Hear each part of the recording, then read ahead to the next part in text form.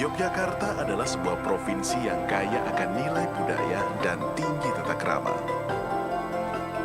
Saksi sejarah bagi banyak pelajar yang menyiapkan bekal untuk mengejar cita-cita. Perjalanan itu tentunya berawal dari menemukan kampus yang tepat. Mencari, lalu menemukan kampus yang sudah teruji oleh waktu dan konsisten dalam meningkatkan kualitas.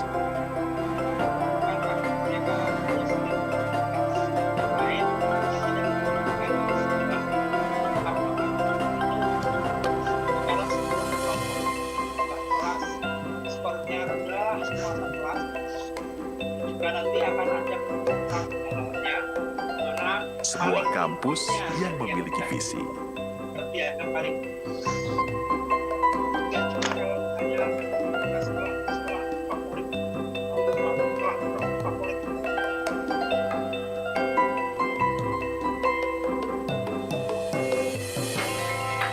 Lingkungan yang dapat memberi kebebasan kreativitas bagi para mahasiswanya, namun terus menumbuhkan sikap tanggung jawab, bahkan terhadap setiap titik dan garis sebuah karya. Belajar bersama mendisiplinkan diri goresan demi goresan sebagai usaha memahami dedikasi dalam dunia pendidikan. Memiliki pengajar yang selalu menghargai proses untuk mendapatkan hasil yang optimal.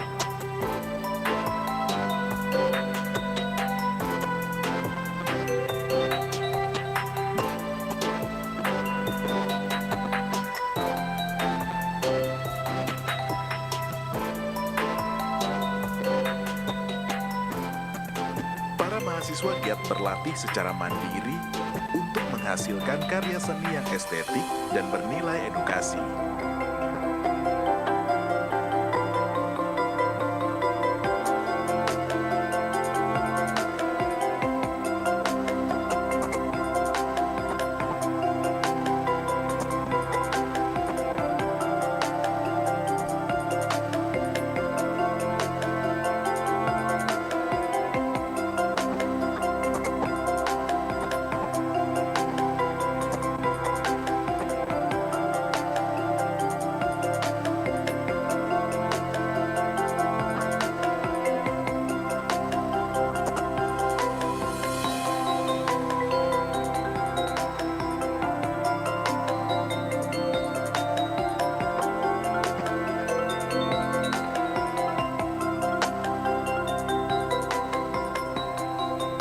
Kampus yang mengembangkan pengetahuan dan pembelajaran berlandaskan penelitian sebagai pengabdiannya terhadap masyarakat.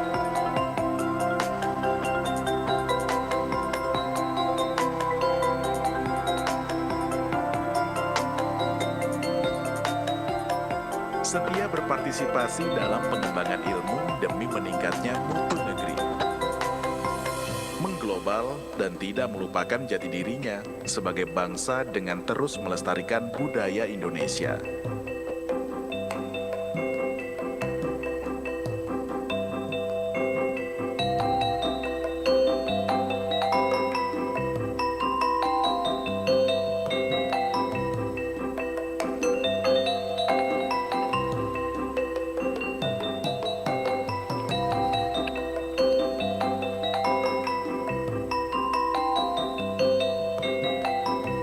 Dilengkapi pula pengajaran yang mampu beradaptasi dalam berbagai situasi.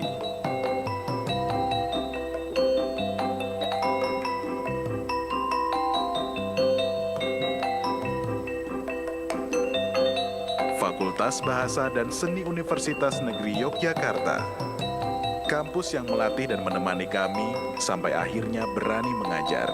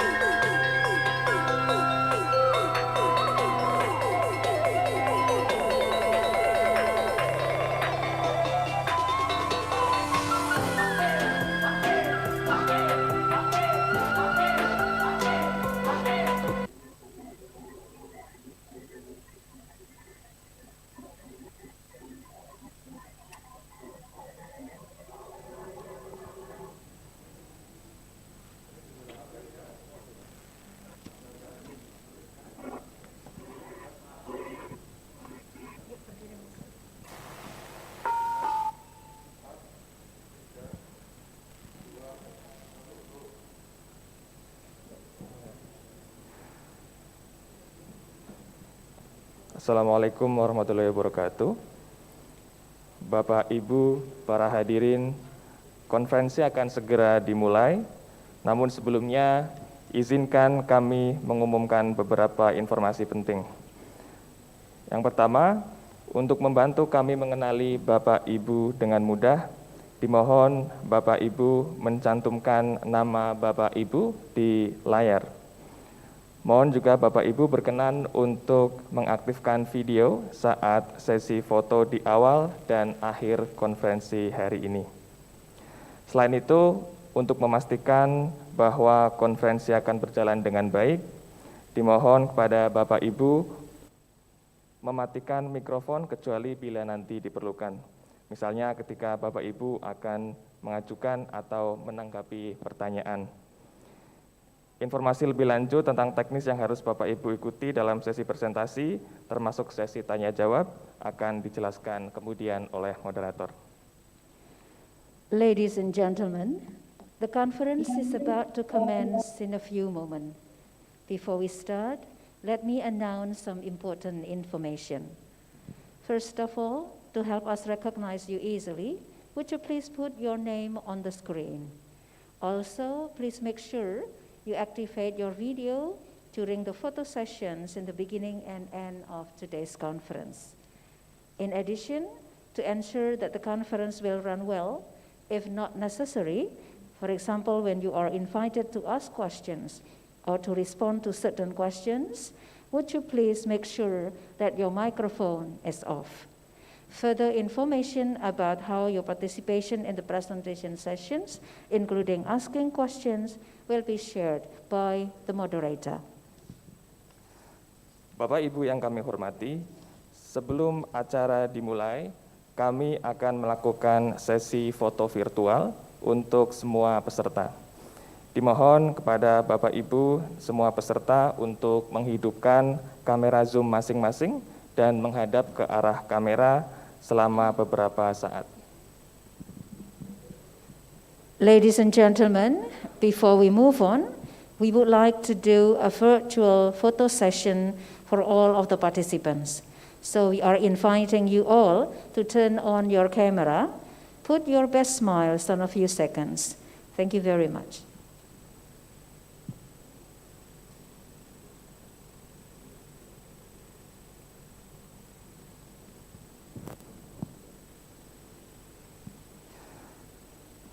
Terima kasih.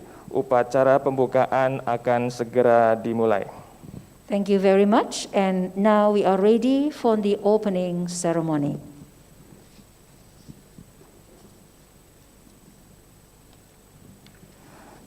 Yang terhormat Rektor Universitas Negeri Yogyakarta, Profesor Dr. Sumaryanto MKes. Yang kami hormati Wakil Rektor Bidang Akademik, Wakil Rektor Umum dan Keuangan, Wakil Rektor Bidang Kemahasiswaan dan Alumni, Wakil Rektor Perencanaan dan Kerjasama. Yang kami hormati Dekan dan Wakil Dekan Fakultas Bahasa dan Seni Universitas Negeri Yogyakarta, para pembicara, Ketua Ikatan Guru Besar Bahasa Jerman Indonesia, Ketua Asosiasi Pengajar Perancis Indonesia, Ketua Teflin, Direktur IV Yogyakarta, segenap tamu undangan, peserta hadirin yang berbahagia. Assalamualaikum warahmatullahi wabarakatuh. Selamat pagi, puji dan syukur kita panjatkan kehadirat Tuhan Yang Maha Esa atas nikmat yang telah diberikannya kepada kita semua, dan selamat di kegiatan pada pagi hari ini pada upacara pembukaan Konferensi Internasional Linguistics dengan Pengajaran Bahasa keempat yang diadakan oleh Fakultas Bahasa dan Seni Universitas Negeri Yogyakarta hari ini Kamis 28 Oktober 2021. Honorable Rector of Universitas Negeri Yogyakarta, Professor Dr. Sumaryanto MKes IFO, Deans of the Faculty of the Languages and Arts and the Vice Deans, the Vice Rector for Academic Affairs, the Vice Rector for General and Financial Affairs, Vice Rector for Student and Alumni Affairs, Vice Rector for Planning and Cooperation Affairs, the invited speakers, Chair of Indonesian German Teacher Association, Chair of Indonesian French Teacher Association, Chair of TEFLIN, and Chair of Institute Francois in Indonesia, Yogyakarta. All distinguished guest participants, ladies and gentlemen, Assalamualaikum warahmatullahi wabarakatuh. May peace be upon you all and good morning. Our deepest gratitudes and praises are for the God, the Almighty, and the most merciful for His blessings He has given to us. Let me extend our warmest welcome to the opening ceremony of the 4th International Conference on Linguistics and Language Teaching, held by the Faculty of Languages and Arts of Universitas Negeri Yogyakarta today, October the 28th, 2021. Hadirin yang kami hormati, izinkan kami membacakan susunan acara pada upacara pembukaan pagi ini. Kita akan mengawalinya dengan menyanyikan lagu kebangsaan Indonesia Raya, kemudian dilanjutkan dengan persembahan tari tradisional. Berikutnya adalah sambutan-sambutan yang akan pertama kali disampaikan oleh Ketua Panitia. Sambutan kedua akan kemudian disampaikan oleh Rektor Universitas Negeri Yogyakarta yang sekaligus akan membuka konferensi hari ini secara resmi. Selanjutnya, acara akan dilanjutkan dengan sesi presentasi. Distinguished guests, ladies and gentlemen, now a quick word about this morning's conference opening ceremony. We shall begin with the national anthem, Indonesia Raya, followed by a traditional dance performance. A welcome address by the conference chair will be right after this. Almost at the end of the opening ceremony, we will have a formal conference opening by the Rector of Universitas Negeri Yogyakarta. Finally, it will be followed by the presentation sessions by the invited speakers. Hadirin yang saya hormati, marilah kita menundukkan kepala sejenak untuk berdoa untuk kelancaran acara kita pada pagi sampai sore hari ini. Berdoa disilakan.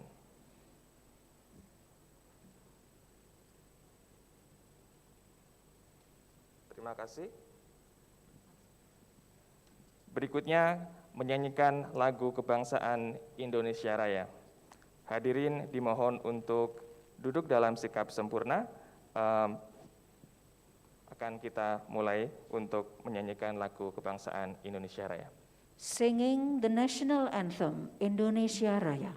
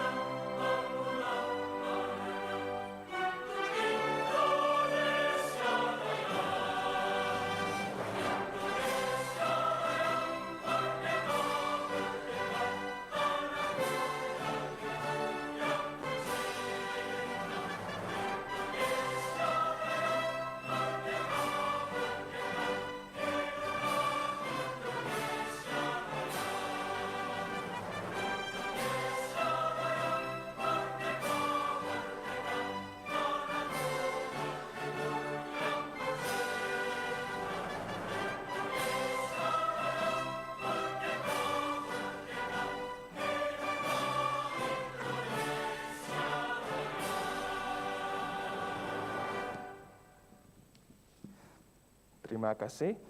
Hadirin yang terhormat, untuk menghadirkan nuansa budaya dan untuk menyambut Bapak Ibu semua pada acara yang sangat istimewa pada pagi hari ini, kami akan mempersembahkan sebuah tarian klasik dari Yogyakarta bernama Sekar Pudyastuti. Tarian ini melambangkan salah satu bentuk pujian dan syukur untuk Sang Maha Pencipta. Tarian ini nantinya akan dibawakan oleh para mahasiswa program studi pendidikan seni tari Fakultas Bahasa dan Seni Universitas Negeri Yogyakarta. To really bring a cultural nuance and to welcome you all to this very special occasion this morning, we would like to present a classic dance from Yogyakarta called Sekar Pudyastuti, which symbolizes a warm welcome to special guests. The students of the Dance Education Department of the Language and Arts Faculty will be performing the dance. Ladies and gentlemen, Sekar Pudyastuti dance.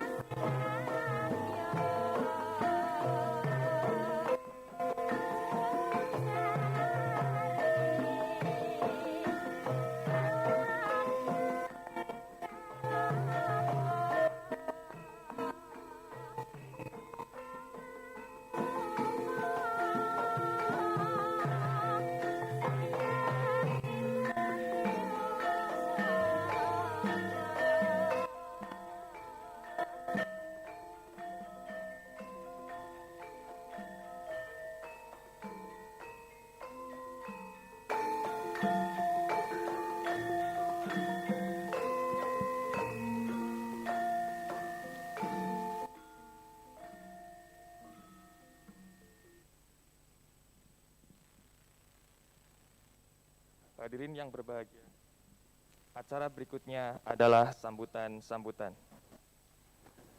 Sambutan yang pertama akan disampaikan oleh Dekan Fakultas Bahasa dan Seni Universitas Negeri Yogyakarta kepada Dr. Sri Harti Widyastuti M.Hum. Disilakan. Now we are going to listen to the welcoming remarks from the faculty by the Dean of the Faculty of Languages and Arts of Universitas Negeri Yogyakarta. Ladies and gentlemen, please welcome Dr. Harti Sri Widyastuti M.Hum. Terima kasih, matur nuwun. Bapak Ibu semua, Assalamualaikum warahmatullahi wabarakatuh. Salam sejahtera untuk kita semua.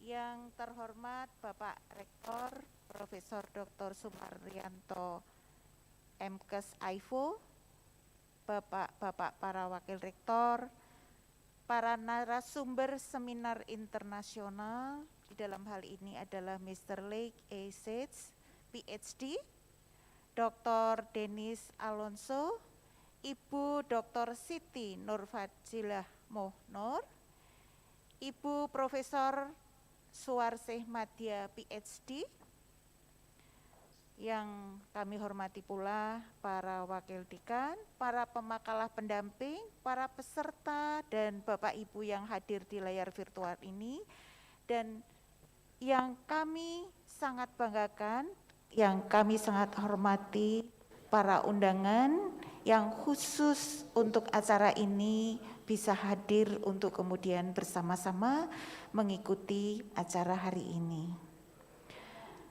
Puji syukur kehadirat Allah Subhanahu wa Ta'ala atas limpahan rahmat-Nya, sehingga pada hari ini kita semua diberi nikmat sehat untuk dapat bersama-sama mengikuti seminar internasional pada pagi hari ini. Sebelumnya kami ucapkan selamat Hari Sumpah Pemuda. Semoga Indonesia makin jaya, bahasa Indonesia makin mendunia. Bapak Ibu semua, selamat datang kepada teman-teman, para pemakalah, narasumber, pemakalah pendamping yang kemudian nanti akan bersama-sama berdiskusi, kemudian memberikan ilmunya untuk acara hari ini. Bapak Ibu, linguistik adalah ilmu yang dinamis dan berprospek sangat baik untuk ilmu sendiri maupun untuk para linguis. Perkembangan yang sangat pesat tampak pada bidang linguistik terapan atau ilmu linguistik yang bersinggungan dengan ilmu lainnya. Dapat dilihat bagaimana linguistik bersinggungan dengan psikologi, filsafat, antropologi, neurologi maupun sosiologi. Dalam era pandemi COVID-19 ini, objek pengkajian ilmu linguistik terapan terus berkembang. Perkembangan tersebut tampak pada berkembangnya kajian bahasa dengan komputer dan kajian serta penerapan neurolinguistik yang sangat dinantikan oleh para pengguna.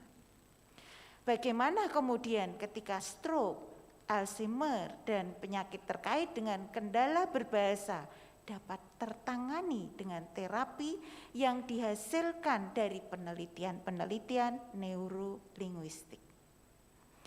Cabang kajian linguistik yang lain yang tak kalah menarik adalah penerjemahan, psikolinguistik, dan dokumentasi bahasa.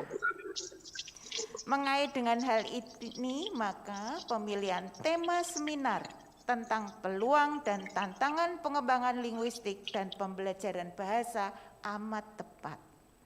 Harapannya dalam seminar ini akan semakin menyuburkan kawasan keilmuan linguistik dan membuka wacana baru mengait dengan potensi karir bagi para linguis.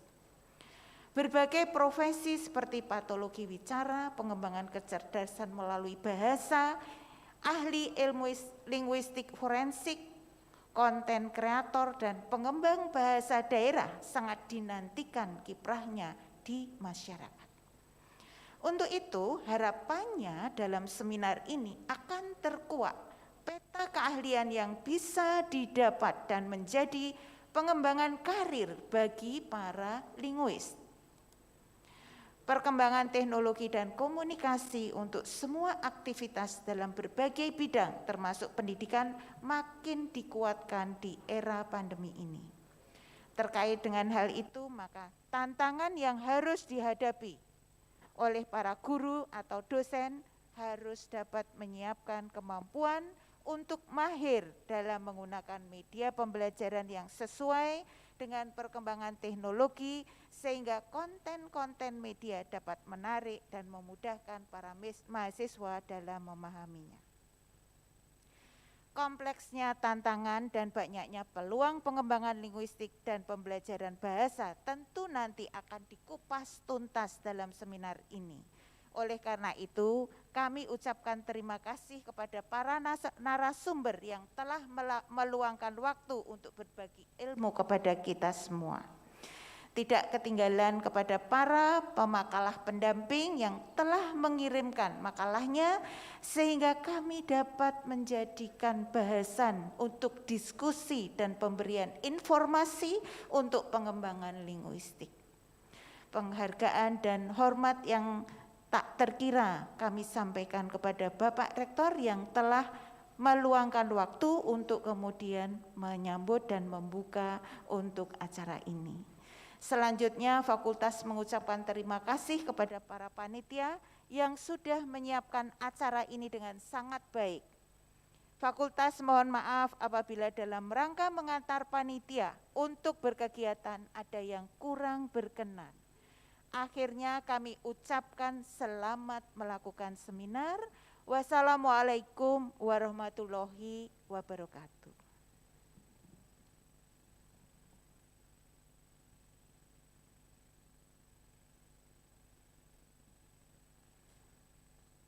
Hadirin yang kami hormati, sambutan berikutnya akan disampaikan oleh Rektor Universitas Negeri Yogyakarta yang sekaligus akan membuka secara resmi Konferensi Internasional Linguistik dan Pengajaran Bahasa keempat.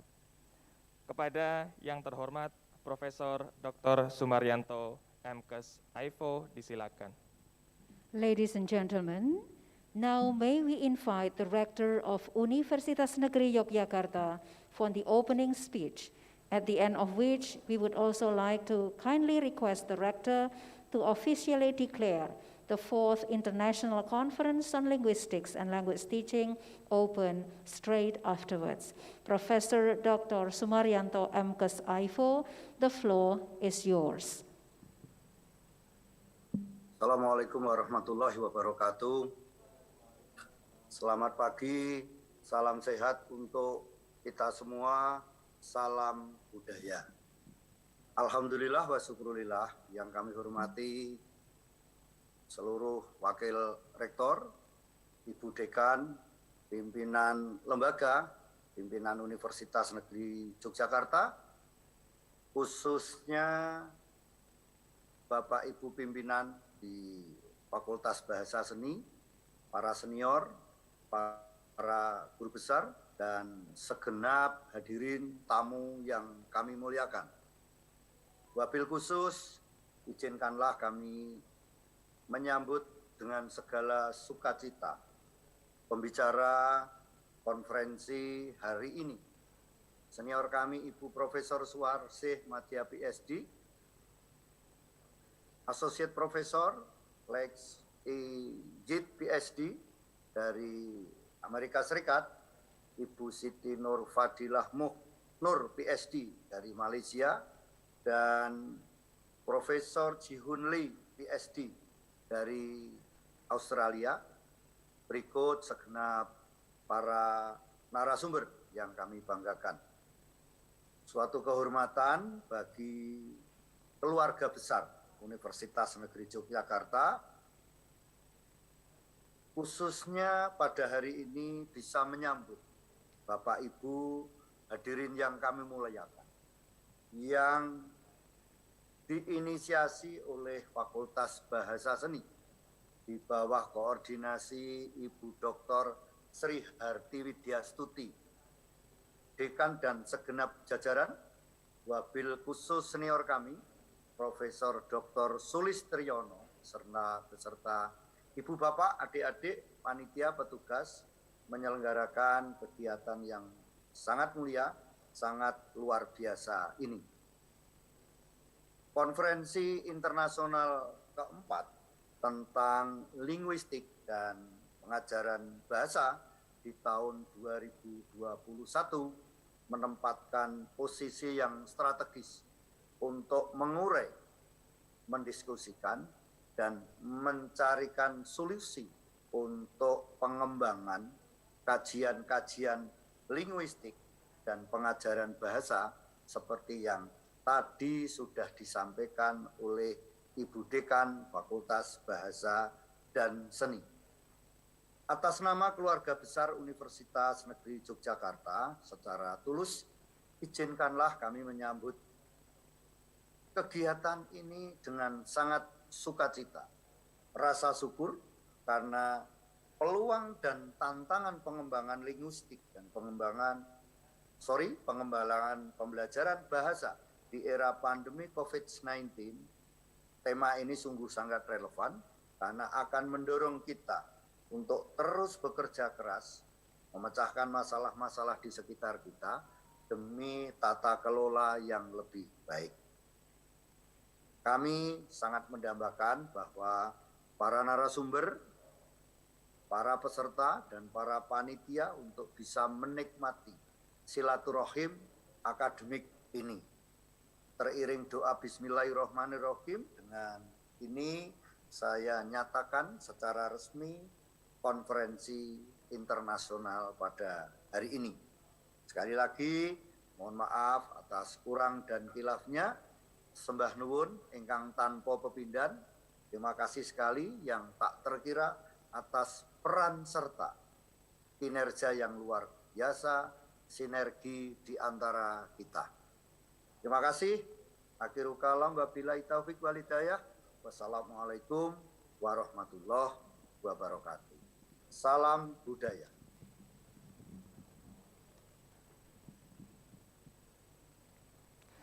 Hadirin yang kami hormati, tibalah kita di penghujung upacara pembukaan Konferensi Internasional Linguistik dan Pengajaran Bahasa yang keempat. Terima kasih atas partisipasinya dan atas nama panitia kami mohon maaf atas segala kekurangan dan ketidaknyamanannya selama upacara pembukaan berlangsung. Distinguished guests, all participants, ladies and gentlemen, this is the end of the opening ceremony of the 4th International Conference on Linguistics and Language Teaching. Thank you for your participation, and on behalf of the committee, I would like to apologize for any shortcomings and inconveniences. Hadirin yang berbahagia, selanjutnya kita memasuki acara utama pada hari ini, yaitu presentasi pleno. Pada sesi pleno pertama, ada dua pembicara yang sangat luar biasa yang akan membagikan ilmu dan pengalamannya kepada kita semua.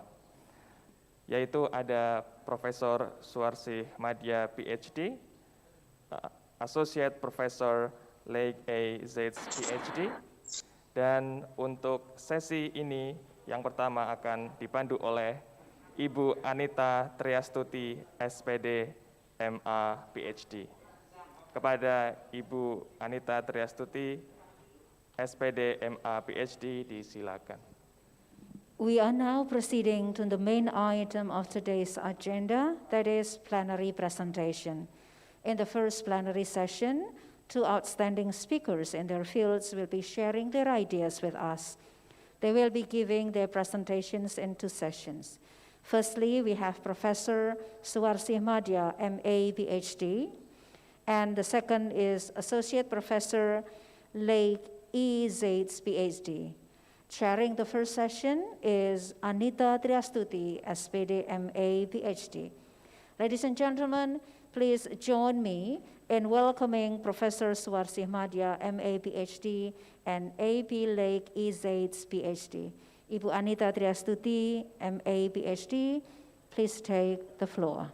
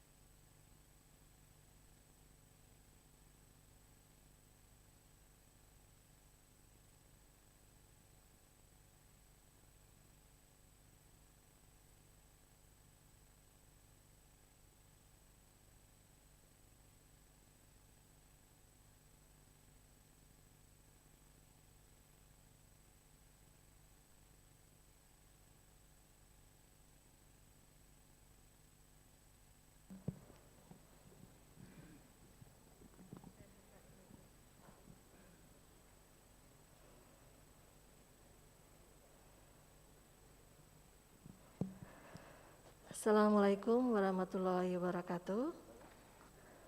Good morning, ladies and gentlemen.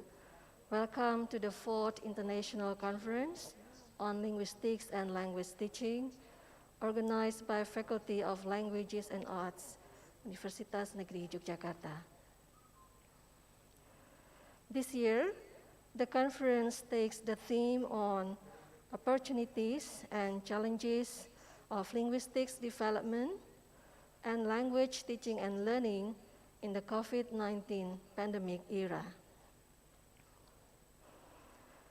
In the first plenary sessions this morning, we have 2 distinguished speakers who will be sharing with us their thoughts and ideas on the theme of the conference. The first presentation is delivered by Professor Suarsi Madya, PhD, from Universitas Negeri, Yogyakarta. Right after the first presentations, the second presentation is delivered by Associate Professor Late E. Zates, PhD, from the University of Northern Iowa. Each presentation is for 30 minutes, and the question and answer session proceeds after all the presentations are conveyed. During these plenary sessions, you may write your questions in the chat room, and please identify to which speakers your questions are addressed. And the selected questions will be answered right after the presentations are delivered. Before proceeding to these presentations, I would like to read the short bios of our esteemed speakers. Professor Swasimadya has been an English language teacher educator since 1977. After earning her PhD from Macquarie University, Australia in 1988, she was then involved in managing national or international cooperation affairs through structural or functional posts. Educations and Culture Attaché, Indonesian's Embassy Bangkok, 1995 to 1999. Head Bureau for Foreign Cooperations and Public Relations, Ministry of National Education, Jakarta, 2003 to 2005. Head Provincial Office of Education, 2008 to 2010, and Vice Rector for Cooperations and Development, Yogyakarta State University, 2012 to 2016. She has also learned a good deal from her involvement in her professional organizations, member of Governing Board UNESCO Institute for Education, Hamburg, Germany, 2001 to 2004. Vice President of TEFLIN, 2000 to 2003, President of TEFLIN, 2003-2009, Indonesia's representative of Asia TEFL, 2004 to 2009, Asia TEFL Executive Council member, 2009 to 2012, ICSEI Council Board member, 2014-2017, Asia TEFL Advisory Board member, 2017 to 2020. Asia TEFL Vice President, 2020 to 2022. Asia TEFL President, Foundation Board member, Asia Pacific Research Associations on Curriculum Studies and Instructions. With this range of experiences in international cooperations, she now views language teaching from multi-perspectives by relating it to other important matters, such as character educations, identity formations, and international intercultural cooperations or collaborations or communications. Her involvement in Scout movement as vice chair at the provincial headquarters has deepened her educational insights. Her research interest is around teacher and instructional developments with emphasis on learning autonomy, intercultural learning, and assessment.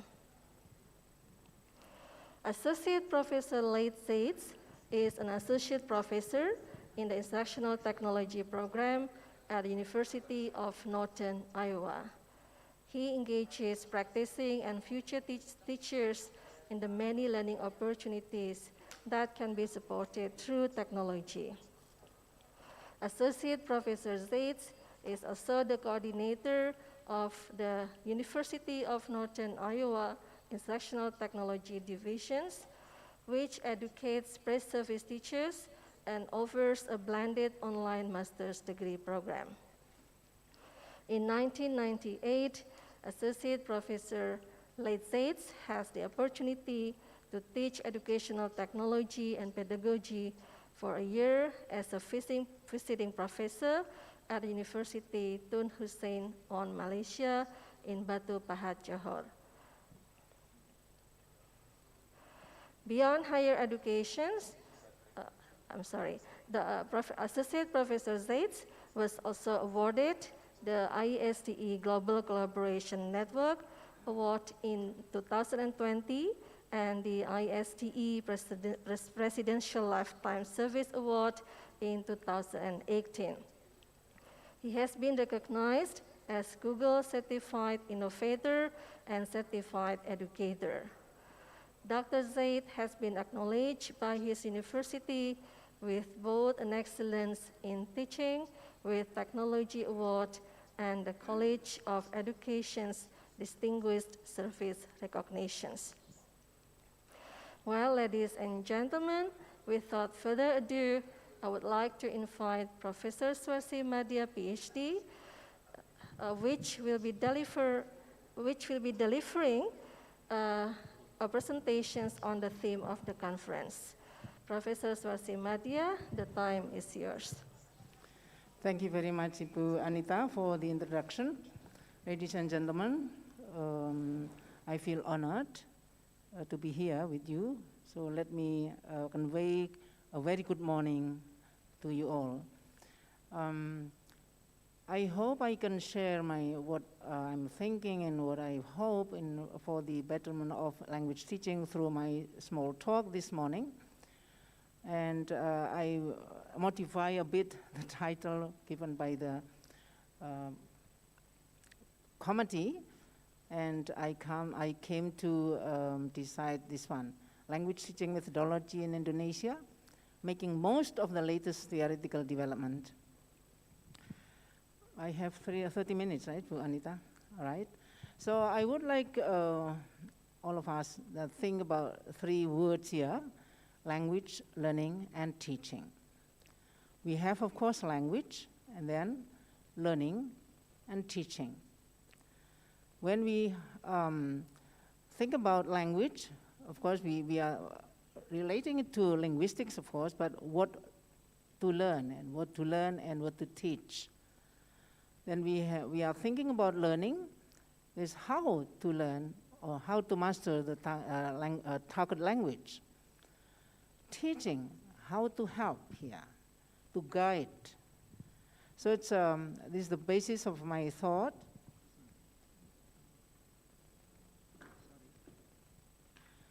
How to teach and to guide, to help learning, and the how to learn and to master the target language is related to how we decide to help and to guide.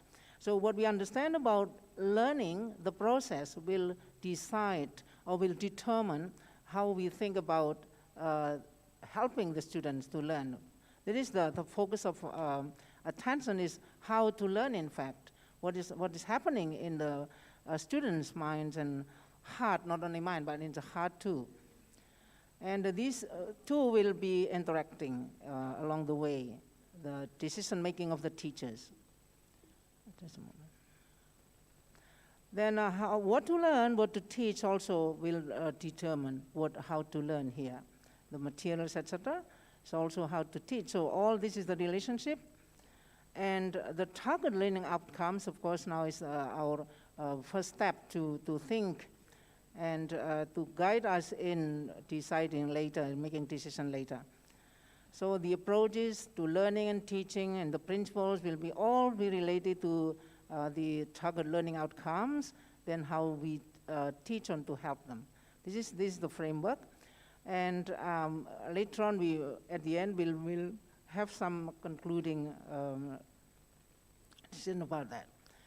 Now, of course, all of this will not happen in a vacuum. This local context, our local context first. This is the nearest environment. And of course, next will be national context. And of course, the last will be global context. In our local context, the state is to preserve the local language as part of living national culture. This is our first consideration. This local language is to be taught in schools and the professional levels. Now it's what is happening. It will later on determine or influence the decision. The teaching of local language should be aimed at preserving the local language and culture through continuous use to form core identity formation. This is related to core identity formation. Then learning outcomes should be the children's ability to use the local language for daily communication. A local language is written using the Roman script that is here in Jogja, for example, in Indonesia in general. But the local language script should also be introduced as part of the cultural treasure. However, the aim is not yet achieved because the functions expression have not received due attention. The teaching emphasizes knowledge. That's my personal observation of my grandchildren, learning in primary school, but learning about the language, not using the language. So there is an urgency of collecting data on functional expression used in daily life and revising the curriculum to be functional. This is a local context. Then Bahasa Indonesia, national context. Our Bahasa Indonesia now. This is the Sumpah Pemuda today, so we have to think about this. Of course, this is a state language. This has reminded us all the official language to be used throughout the country, the medium instruction of all levels of education, then a lingua franca nationwide, written in Roman script, and a uniting language for the linguistically diverse nation, and to be the means of expressing citizens' love for the countries. I think the last has not been yet, fulfilled 100%, yeah, because of its extraction. Then the global context, the cultural globalization is going on with various values from different cultural contexts, and I think something missing there, causing value assimilation, adaptation, and even conflicts, as well as new value creation. Thus, the need for intercultural language learning approach, which ensures mutual respect for cultures, learning a language to go beyond communicative competence. Then there is an increasing need for learning different languages, but learning the global language of the lingua franca is a necessity for those who want to build a successful life today, be they higher education lecturers or other professionals. It is English, with its long history of its status as a second language in Commonwealth countries, as a foreign language in most parts of the world, has received relatively new status as an international language or a lingua franca. So there's emergent technologies with digital technology as its backbone have influenced the ways language are learned and thus taught. Now, so I put the business of language teaching in this one. When we are thinking about language teaching happening in the schools, language learning and teachings are put it in the heart of the whole process of education. Then, of course, this will be used as when, for example, Indonesian language will be used as medium instruction. Sorry. So you have the heart of learning, in fact, language learning and teaching. So if the language learning and teaching is successful, probably the education will be more successful than before. Now, so here, we all have social learning, humanity, basic sciences, etc., but they are using language, right? All of the teaching learning processes are using language. And of course, the aim of the education is character, intellectuality, physical prowess. And you all the aim of education all through. And the final goal is the citizens here, Indonesian citizens, who are democratic, capable, creative, self-determined, religious and plus religious character, intellectuality, and physical powers. So all of the teaching and learning, whatever subject, on all the subjects should be geared to this goal. So that's something sometimes missing because of, the teachers probably rarely look at the in Undang-Undang Pendidikan, yeah? That's one here. So when the graduates will also go to various vocationals and professions here. So that is all the map of the education business in which the teaching of language is there. Then we also have to remember all the time that we have at least 3 languages here taught in our schools. That's here the EFL, of course, there's one, but Indonesian national language and local language here. The 3 should create mutual support and mutual respect. That's why I'm very fanatic about this. So, there's a harmony between the teaching of that one and can learn from another. And the resources, the knowledge of that can be used in teaching another language. For example, the local language, you have some values which can support the understanding of the English. For example, politeness. So we also think about politeness in teaching English. teaching Indonesian, so the three will have some core values of language. So all of them will be in fact geared to the development of ability to use the target language accuracy and fluently, accurately and fluently, and according to the roles in fact here. Now then we should think here that local, we have local context, national context, regional, I put together here, but typical of Indonesian is we'll have the green one here is the hereafter orientation. So the local language serves as the means of the core identity formation, local wisdom preservation and development, social cultural in bilingual and multilingual situations. What about the national here? The national language serves as a means of formal official communication, of education, of national identity formation, of cross-ethnicity communication, and of national cohesion. Then English, as the agreed working language, serves as the means of communication among member countries in Asian region, ASEAN. Then of course the global here, English as a lingua franca or international language, most used in the internet. And of course, the worship of the Arabic is the worship, the use in the worship for the Muslim, for example, is all over.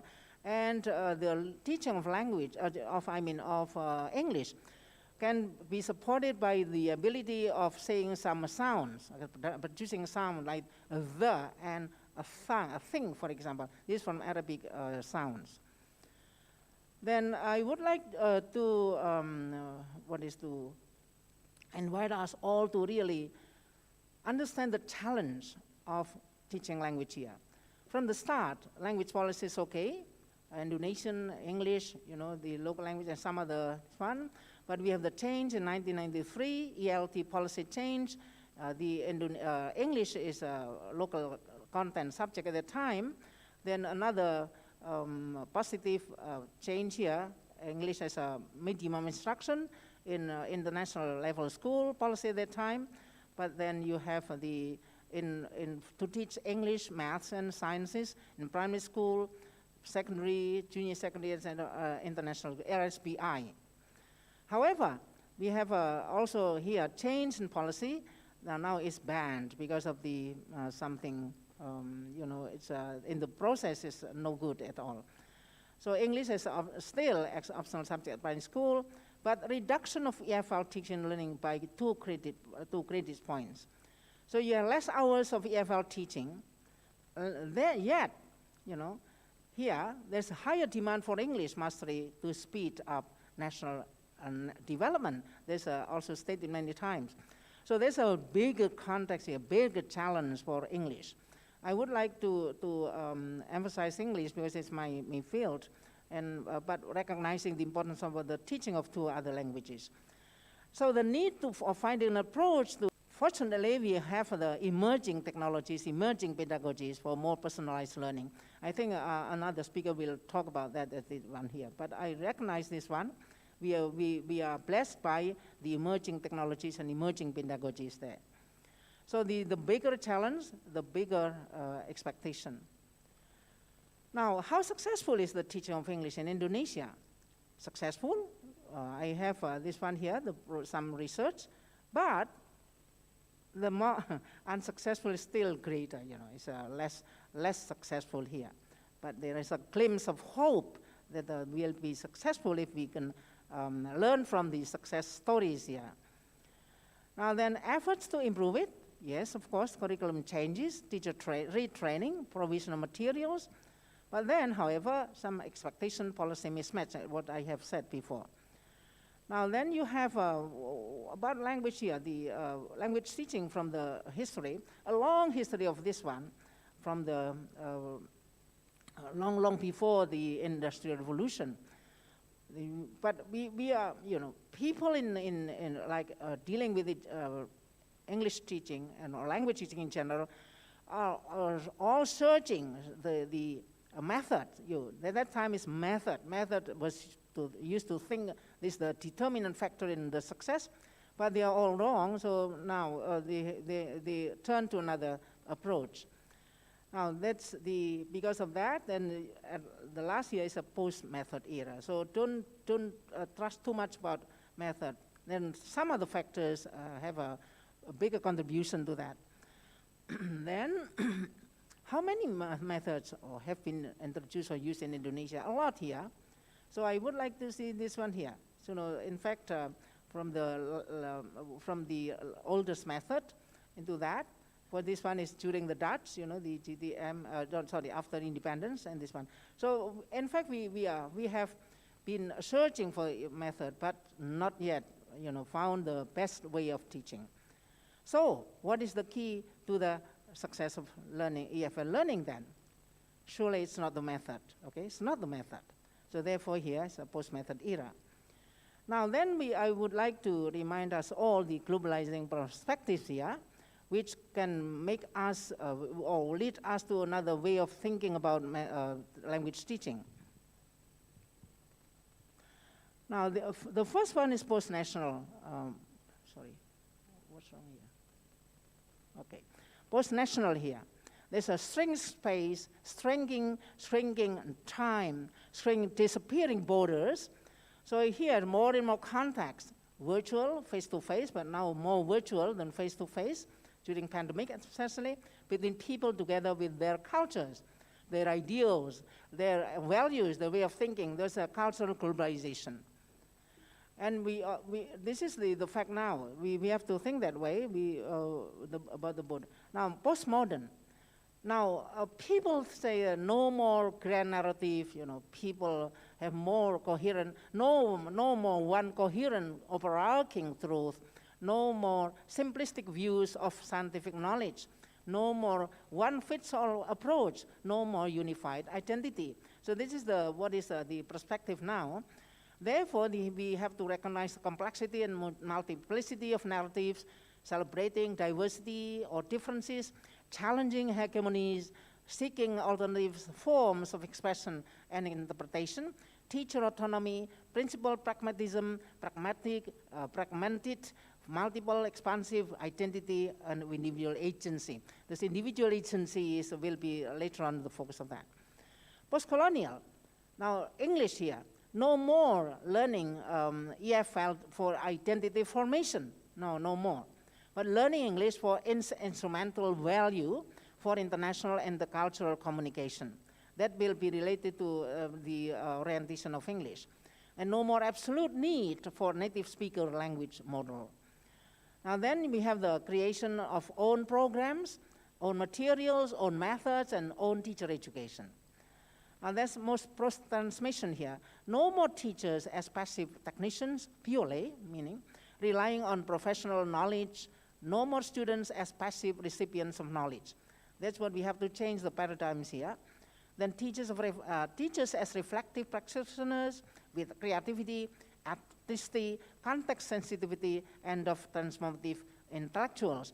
So this should be influencing the policy of teacher education, because our university is teacher education university. So I would like later on to see those safer paradigms in carrying out the program. Then post-method here, no more dichotomy between theory and practice. So now in the past, the experts in the campus and the practitioners and the schools, and they are separated. But now I think they have to collaborate and sometimes work together. And no dichotomy between production and consumption knowledge. No more one-size-fits-all cookies cutter approach to teaching. So this is the time to search for an alternative to method rather than an alternative method. Alternative to method is different from alternative method. Transforming classroom practitioners into strategic teachers and strategic researchers. Now then English now, I would here. English everywhere here used. So you have the globish, okay, global English, globish here. Then here the English as international language or lingua franca as an instrument. Then we have national language, local language for identity formation. So I think this should be remembered by those who really relate English to national interest. Then our AFL learners here, when we have learners at the center, Learners with their own intelligences, learning styles, personality types, interests, aspirations, and life experiences. They are all different. Then we have teachers also with their own teaching style, aspiration, personality types. We also have, then the local environment provides various types of stimuli for both teachers and learners. Then the national here sets the status of English and provides teaching language framework. Then you have the global environment poses challenges and opportunities, but then provides the hereafter orientation, provides a support to sustainable motivation and self-control. That's my belief is here. If we are very strong here, our learning will be very strong and sustainable. Motivation will be sustainable. Then, of course, learning to be more autonomous is across this one, learners across the context. And they have to be growing up into more determined person here. And technology, the worldwide use of digital technology should be considered in one, when we design the curriculum or teaching learning process, to remember all this. Now then, what about the teaching and learning in practice here? The necessary knowledge, yes, but production. In Indonesia, we are expected to help students produce texts. Now Indonesian too, then English, then character values and instillments is all for all subjects, and development of high order thinking skills and the sensory skills, 21st century skill. So we need to introduce the knowledge, the student to be aware of the knowledge of the target language and in all its aspects, then the skill of using it, and of course there's challenges for both students and teachers. Now we all can solve this problem by making sure that the cognitive competence, language usage, and the practicing of the cognitive competence and language use should be combined here nicely in that context. Then we have the new here, the latest cognitive competence here. Then of course we have the one package with all of the curriculum mandates here. Is one plot here, the one plane. There's a knowledge, there's all knowledge here. But we have the framework of language use, which takes a long time, in fact, to decide. Therefore, we have to, in fact, if we try to analyze this, we can understand why the beginners take a long time to really get the skills of using the language because of this one. You know, it's exercising like this one here, situation assessment here. And the knowledge is here, the planning and plan, and then psychophysiological mechanism, etc. Now then, we have to bridge the knowledge and this one here. So that's how we will see later, but this is the core. Then the challenges is that, how do we help the students to bridge that? Now, concerning English, learning here is very challenging because of this one here. Various rules, exception, a lot of memorization, sociocultural values, different types of appropriateness, implicit meaning only through real experiences, then learning to interact different interpersonal norms and different body language systems, learning formalic expression, various types of formalic competence, and arbitrariness. Then at this core level, being straightforward is not easy for us, and various cohesive devices are very different from our language. So to be successful language learning here requires this one here, a big investment of various resources on the part of learners. Remember, on the part of the learners, who should exercise their very agency. This agency is now has been found to be the core, language learning, success of language learning. Under more able persons are to provide scaffolding is needed by learners who have different from one another, differences here. So just at a glimpse here, the learners are different from one another horizontally and vertically here.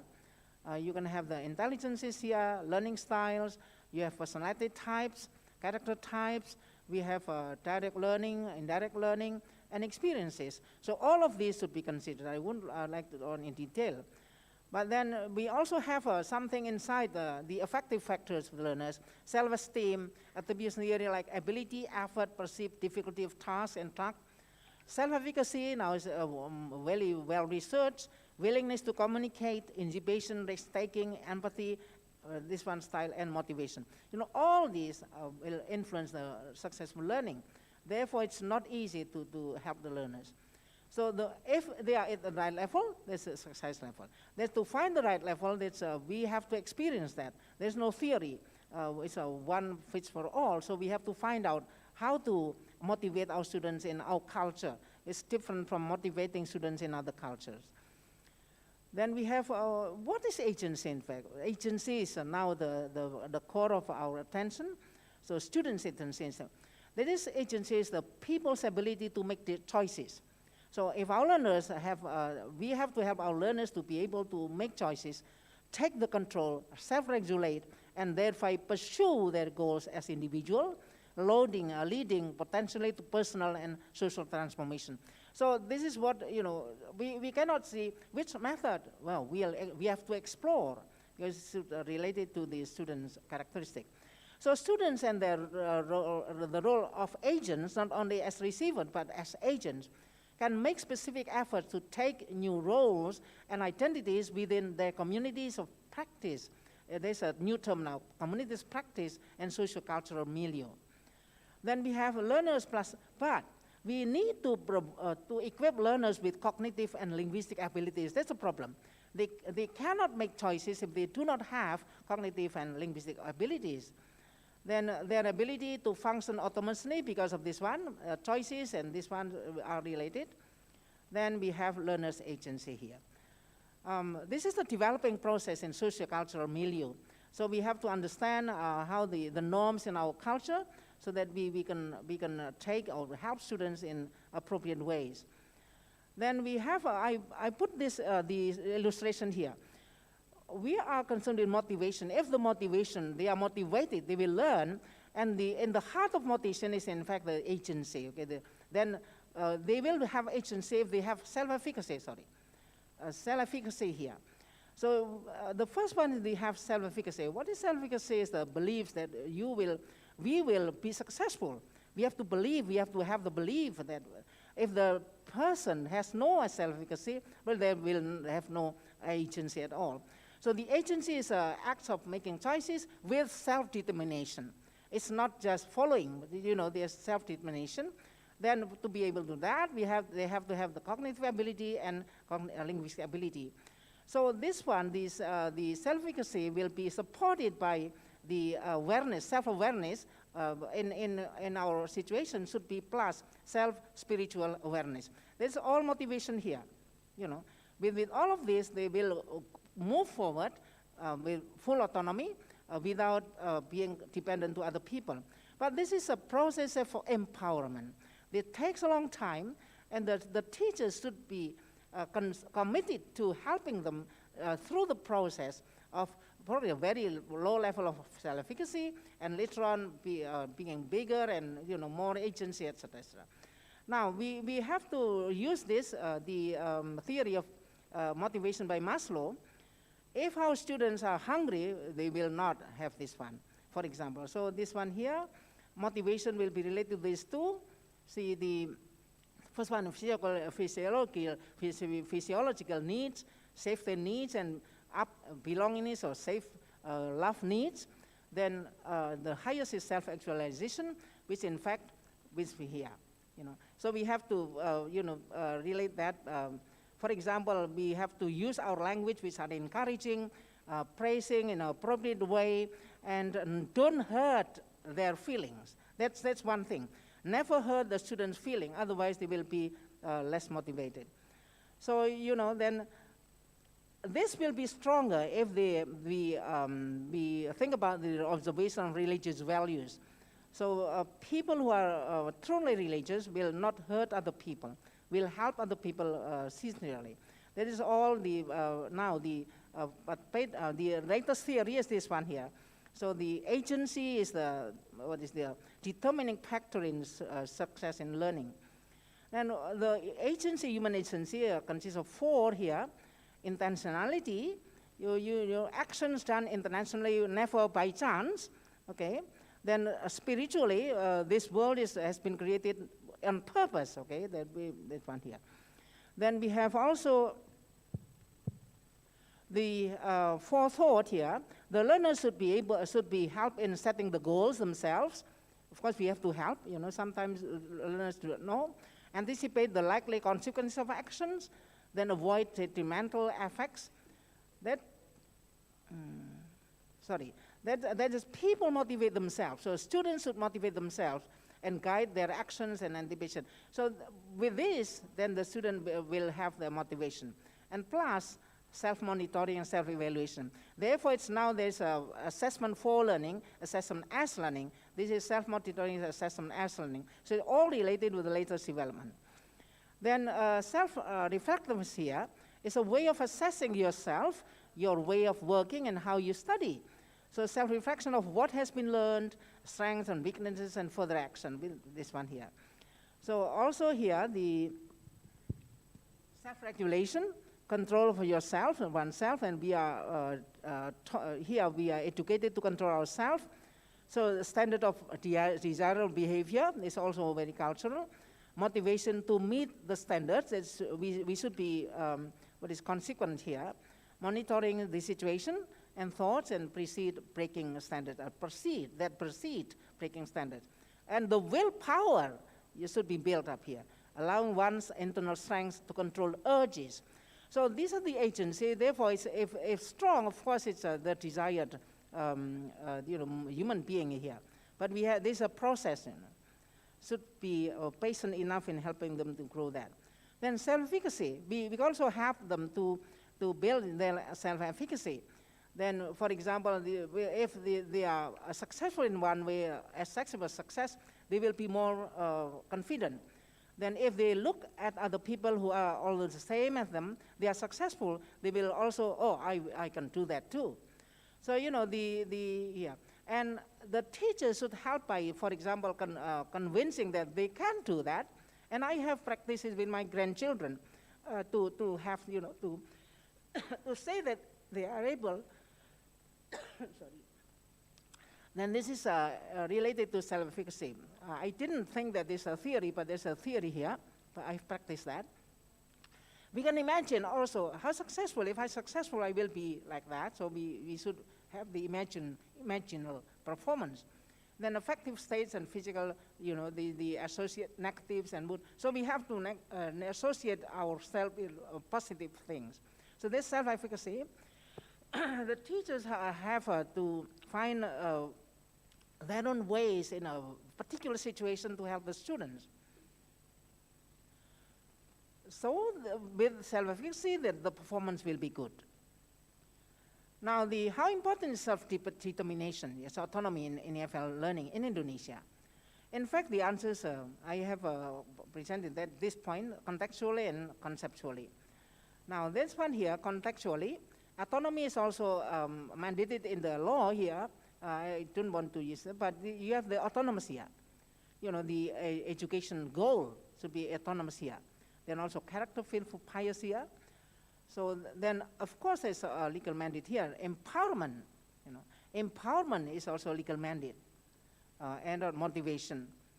Then spiritually, I would like, in my case, I use this one too. So the autonomy or independence in the context from religious perspective. So when the dependency, of course, when life starts, and of course the child will be born, and they are very dependent at the beginning. There's a yellow one, and later on becoming more independent here. Then during the life, they have the battles between good and bad, right or wrong, worldly or hereafter, it's all that. And I think human beings are ever changing in the world here, but then they will be fully responsible of their own actions in the world when they died, okay? So spiritually, to be independent is a necessity, it's a must in fact. So learning to be independent is a necessity, and learning to exercise responsible freedom is all humanity obligation, and from being totally dependent at birth to fully independent after death, it should be in our mind, if I may say. So contextually, EFL learners in Indonesia need to be empowered to their self-determination, which will in turn enhance their intrinsic motivation, which will subsequently sustain their learning. So I think this is can be a thesis. Yeah? What about self-determination from ideal and empirical that one?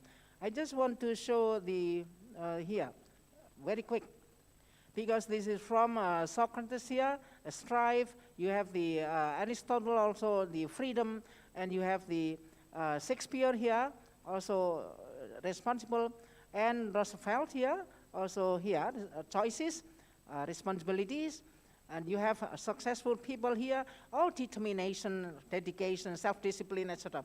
So, you know, empirically we have the examples of people who are self-determined, they will be successful. Our learners will also be that.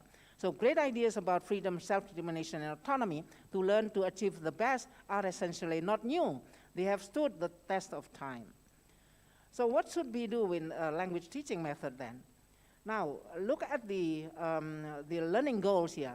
Can be, this is an example only, basic communication skills, vocational communication skills, professional communication skills, and academic communication skills, higher education study skills, and entertainment communication skill, for example. Then we have to combine this with all of the mandated, curriculum mandated categories. We have all know that. Then we have the approaches. We have to choose approach, not method. The choice is the approach and principles here. Okay, and then we have, after that, of course, we have the framework of design according to the approach, and micro-strategies, beyond the techniques is very situational. Then, but we only have, after that, taxonomy of techniques, okay, in our stock, so we have that. Then we have that, we need some control techniques, we need some semi-control techniques, we need open-ended techniques. So teachers should be free in choosing all of these based on their assessment of the situation. That's what I believe so far, is a very strongly believe in fact. So chosen to meet, all of these should be chosen to meet the learning needs, the students' learning needs, that's the principle. So we have here, all of this one, if we notice, sometimes methods are overlapping, sometimes not new, and we cannot separate, and learners vary in their need. Therefore, we can, I follow the Kumara Vadivelu, who in fact group into language-centered methods, learner-centered methods, and learning-centered methods. If we, for example, we want to have the student to learn the language, you should this one here. When the students want to, do something else, then learner-centered. For example, the motivation, etc. But learning-centered when we want the student to learn to use the language, for example. So post method here is my suggested, what is framework here. So 3 dimensions here, particularity, that's what I like. Particularity with all of this here. What is that? So any post-method pedagogy, that's what when learner-centered only, the teacher is forgotten. But now, we all should be considered, must be sensitive to particular group of teachers, teaching particular group of learners, pursuing particular of goals within the particular situational context. Yeah, embedded in particular social value, okay. So all of these will be, the teachers should be considered, the situation should be considered, everything, so that's what I like. I would like very quick here, so the teachers thinking, free to see in fact, then practical here, then the practice, the teachers have the opportunity to develop their personal theories, which will be influenced by professional theories, and theory of practice, and the teachers are in fact empowered. Now then the micro-strategies, so you have this one here, but I would like to have that later on. There's the wheel, the micro-strategies, and the teachers here. as the, I think this is very important. Sorry. Sorry.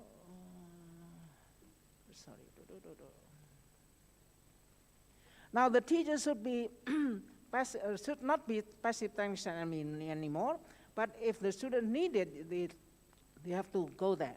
Reflective practitioners and transformative individual here. So there's a change. There should be, there's here the detail, okay? I won't go here because the time is up. But what I mean is that here, the three positions of teachers are in fact a hierarchy and can be a continuum, you know, this one. Then teachers are passive practitioners if, for example, you know, the students are not linguistically equipped, they still depend on the teachers, you know. But here, when the students have some equipment there, then if they are free here. So it's not just being free, but look at the learners.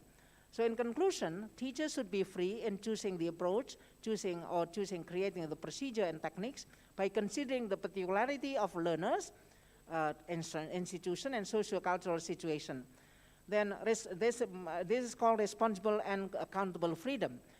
Taking advantage of several compatible approaches to meet the learner's learning needs. That's principled eclecticism or informed approach. I think that's my conclusion here. So it's, feel free to choose whatever you think the best for your students. Thank you. Thank you very much, Professor Swasi Madia, PhD, who has delivered nice presentations about the key success of language learning. And then I would like to invite our esteemed speaker, Associate Professor Late Azid, PhD from the University of Northern Iowa, who will be delivering presentations on, of course, on the theme of the conference for 30 minutes. Associate Professor Late Azid, PhD, the time is yours.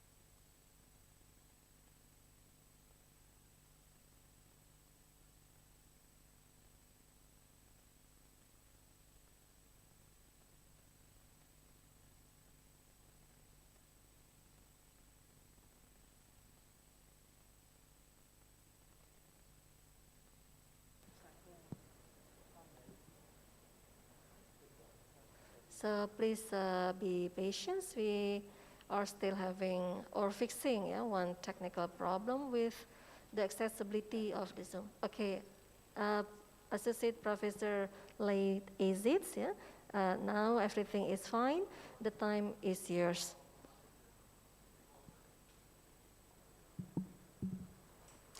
Wonderful. That's great. I was wondering if Dr. Madhva would please stop sharing her screen so that I could share mine. Yeah, thank you. That'd be terrific. Well, let me share my screen.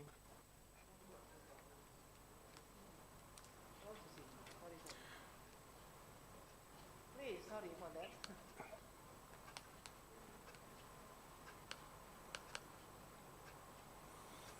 Okay. So do you see a couple gentlemen with their fingers up like this? Yes. Glad to hear that. Shh. Can you keep a secret? I can't. And that's why I'm going to be sharing secrets to effective use of instructional media to engage students in online learning. Before I begin, I'd like to tell you about how honored I am to have been asked to participate in the 4th International Conference Linguistics and Language Teaching Conference. This is amazing. I have great admiration for your conference, which is convening over 500 educators to learn and share their experiences in linguistics and language. This means a great deal to me, even though it's 22:30 here on Wednesday, but that's okay, because I'm sitting here in Cedar Falls. My name is Lee Zeitz from the University of Northern Iowa. Secondly, I would like to tell you that this is especially important because I had the opportunity to teach as a visiting professor at the University Tun Hussein on Malaysia in Batu Pahat, Johor, back in 1998-99. And it was an amazing event. It was a significant life experience for both me and my whole family because we spent a year there learning about Malaysia and enjoying the people that we worked with. And the best part of it was that my students were soon going to be engineering instructors at Malaysian schools. Now, I've got a whole bag of secrets for you to share with you, actually 5. And I'll be sharing some secrets about engaging students. Using these ideas, we're going to explore the idea of a community of inquiry. And finally, I'd like to share a variety of tools and strategies to build an engaging learning environment. You know, when I was organizing this session, I thought, well, let's see, there's a couple ways in which I can approach this. One way I can approach this is just to show you a whole bunch of cool things to use. Then the other way was to contextualize the tools in learning situations. And I selected the latter because it would be much more useful to you when it's over. Actually, I combined the two. I envision that here I'm speaking to 500 online educators who are looking for suggestions for engaging students in their online classes. Am I right? I hope so. And so I hope that you will leave this session with ideas and strategies that you're going to be able to use in your online class next week. Now, I want to point out something, and that is that this session is just a jumping off point. It's only the beginning. There is a myriad of opportunities and ideas that I provided in the paper that I wrote. This is a conference paper. It has lots of citations and that sort of thing, but more importantly, I have hyperlinks to resources throughout that I think you'll be finding useful. I can't get to all that in 30 minutes. So what I'm going to do is I'm just going to give you an overview of that. Now, another resource that you might want to take a look at is my blog. That's www.drzreflex.com. Unfortunately, something's happened, so you have to put the www into it to start with. But this is a blog where I have put a great number of ideas and things like that on dealing on how to use Zoom and that sort of thing and those ideas when you're teaching. I have lots of strategies and ideas that I think would be useful for you. And as I said, that's going to be over at www.drzreflex.com. Now, let's go through these secrets. Like I said, there's 5 of them. First one is to engage your students, and you engage your students by addressing their needs. Now, what this means is when we're talking about engaging students, take a look at those. Which ones look engaged? Think it's the ones on the left? Think it's the ones on the right? I think it's the ones on the left. And the idea is that they're engaged because they're actually doing something that they're interested in doing. It involves having a meaningful experience that results in a meaningful outcome. What I'd like you to do is close your eyes. And I'd like you to think about a time when you had a meaningful learning experience. Now, it might have been because you were learning something, or maybe you were watching something, or maybe you were cooking something. Who knows? This feeling of engagement. Why were you engaged? Was it because you were memorizing words that you were going to put back on a test? Probably not. I think those are probably what we're talking about when we're talking about the people on the right. Was it because you were trying to find the proper verb tense in a sentence you were writing? Probably not. What you were probably doing, what you were probably doing was you were probably working on something that you felt connected to. And one of the things that I've learned recently has to do with pedagogy and andragogy. Now, pedagogy is basically what we talk about when we're teaching K through 12. In fact, that's where they're talking people who we are leading them to knowledge. But with andragogy is something where we're talking about adult learning. We're in higher education. We are teaching adults.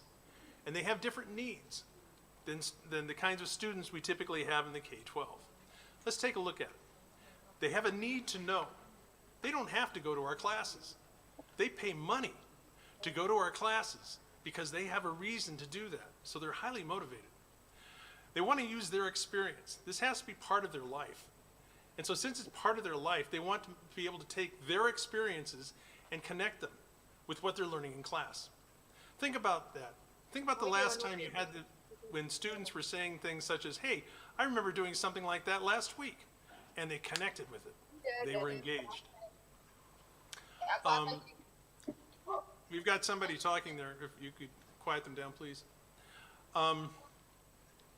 If we're talking about self-direction, we can command and tell them everything that they need to do. But in many cases, if we can give them choices, if we can help them direct what they're doing with their learning, they're going to feel more engaged. I know I feel more engaged in that situation. They've got to have a reason for learning. They don't want to be learning things just because they're supposed to learn it. They want to learn things because there's a reason and it's going to help them towards their goal.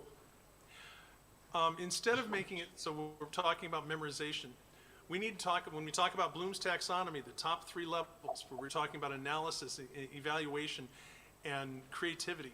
That's the area where adults want to work. Obviously, you have to memorize some things, but they want to work up there where it's really something that they're creating. And that internal motivation is how they're going to be using this later on in life. And I have to tell you that when I started working with this, it changed me as a person. It changed the way I was teaching, because I thought of my students as adults rather than just people who are learning. Now, there's a community of inquiry that I'd like to talk about. This is something that was put together back in 1999, and they were talking about how when we talk about a community of learning, a community of inquiry, that there's actually 3 aspects to it. One aspect is social presence, another aspect is cognitive presence, and another aspect is teaching presence.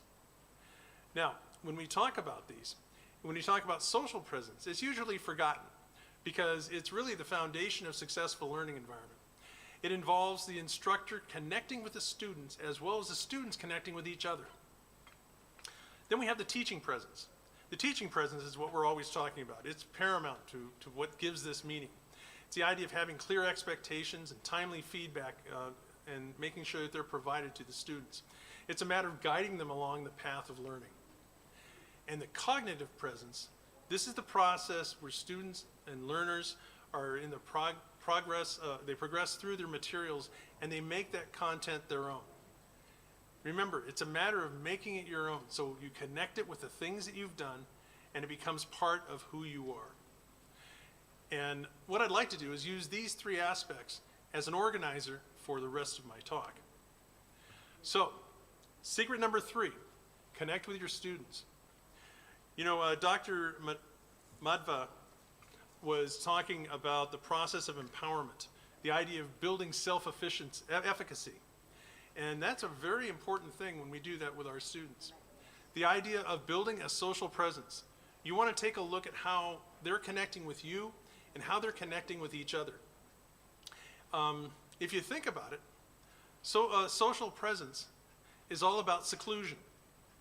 At this moment, each of you is sitting in front of a computer, probably in a secluded place where nobody is making noise or anything like that. and you're connecting with over 500 educators all over the world. That's pretty awesome. Your students are in the same situation. When we had the COVID shutdown and everybody had to go home, students were not prepared for that. And it was very tough on them. In fact, it was tough on us teachers too. But the idea was that when they turned off their computer, when they were no longer in class, they weren't connecting with anybody who they used to connect with in the dorms all the time. So what I did is I found that I had my students, when they came back, after it was shut down and then we went online, we were actually kind of online anyway, but when we were online, I started my classes out with asking them to check in. How are you doing? And, they'd give me answers and things would go well. But then pretty soon I realized that I wanted how are you doing kind of got old. And so pretty soon I started asking them questions. I wanted to connect with them. I'd ask them questions like, if you had a superpower, what would it be? Now this may sound silly. I have 33 students in my class. And I have 33 students, and I asked each and every one of them that question.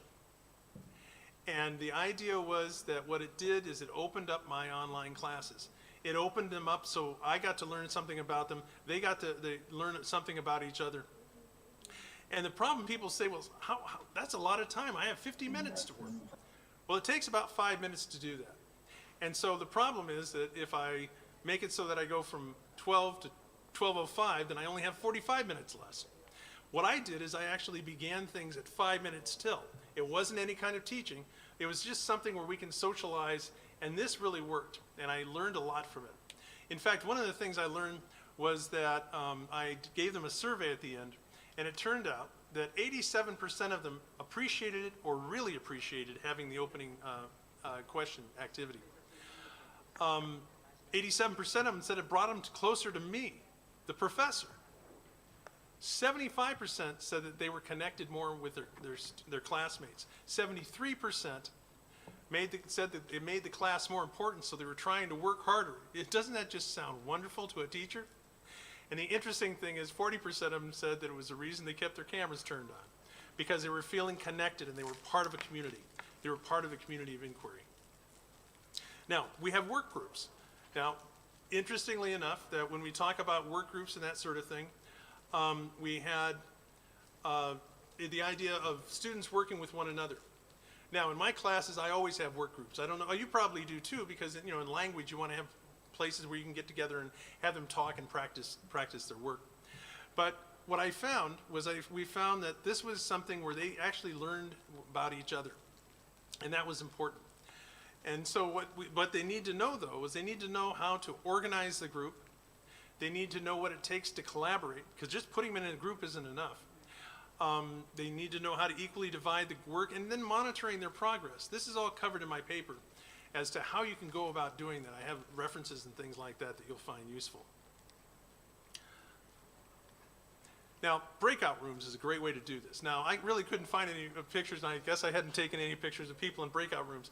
But here's a breakout room. Usually a breakout room should have 3 to 4 people in it. And the idea is that you're segmenting them away from the rest of the people so they can talk and work out things. Now, one of the things that some of you may have used breakout rooms, and sometimes breakout rooms can get, you may not know how the functioning goes. Well, on drzreflects.com, I have a free booklet that I wrote, which gives you the instructions about how to do that with Zoom. And so let's go beyond that. Let's go beyond and actually take along and see what it takes to manage a breakout room. Okay, so we take a look at a breakout room, and what I did is I created, let's see, hang on just a second. There we go. I created what I call an idea catcher. And the idea catcher is one where what I did is I had a blank one here, and I asked the students to break out into groups. And this is a Google Doc, and please notice that it has tables in it. I found that when you have multiple people trying to write on a Google Doc at the same time, things go everywhere. But if you put them inside a table, it works. And so what I did is I had them identify their characteristics of good assessment and characteristics of bad assessment events that they had. This is at the beginning of the class, the semester, because I wanted them to think about what that meant. And these are the things that they came up with. So in other words, they opened up a blank idea catcher like this. And then as the people talked, they were adding this information. The beauty was that as a teacher, I could see what they were doing. I could also identify as to whether they, in this case, it was all thinking about experiences they had. But if it was something along the lines of things that we were learning, I could see if the material that they're putting there was what I was expecting, and maybe I need to reteach something. But so that's how I would put something like that together. Now, Google Slides, so you can do that with a Google Doc. And what you do is you share the address with the students by putting it into the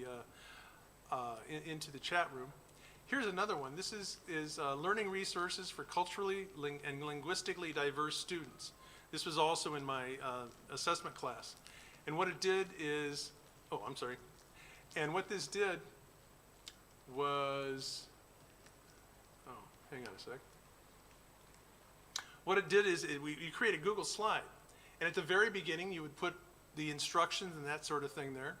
And then what you would do is you would identify what's happening.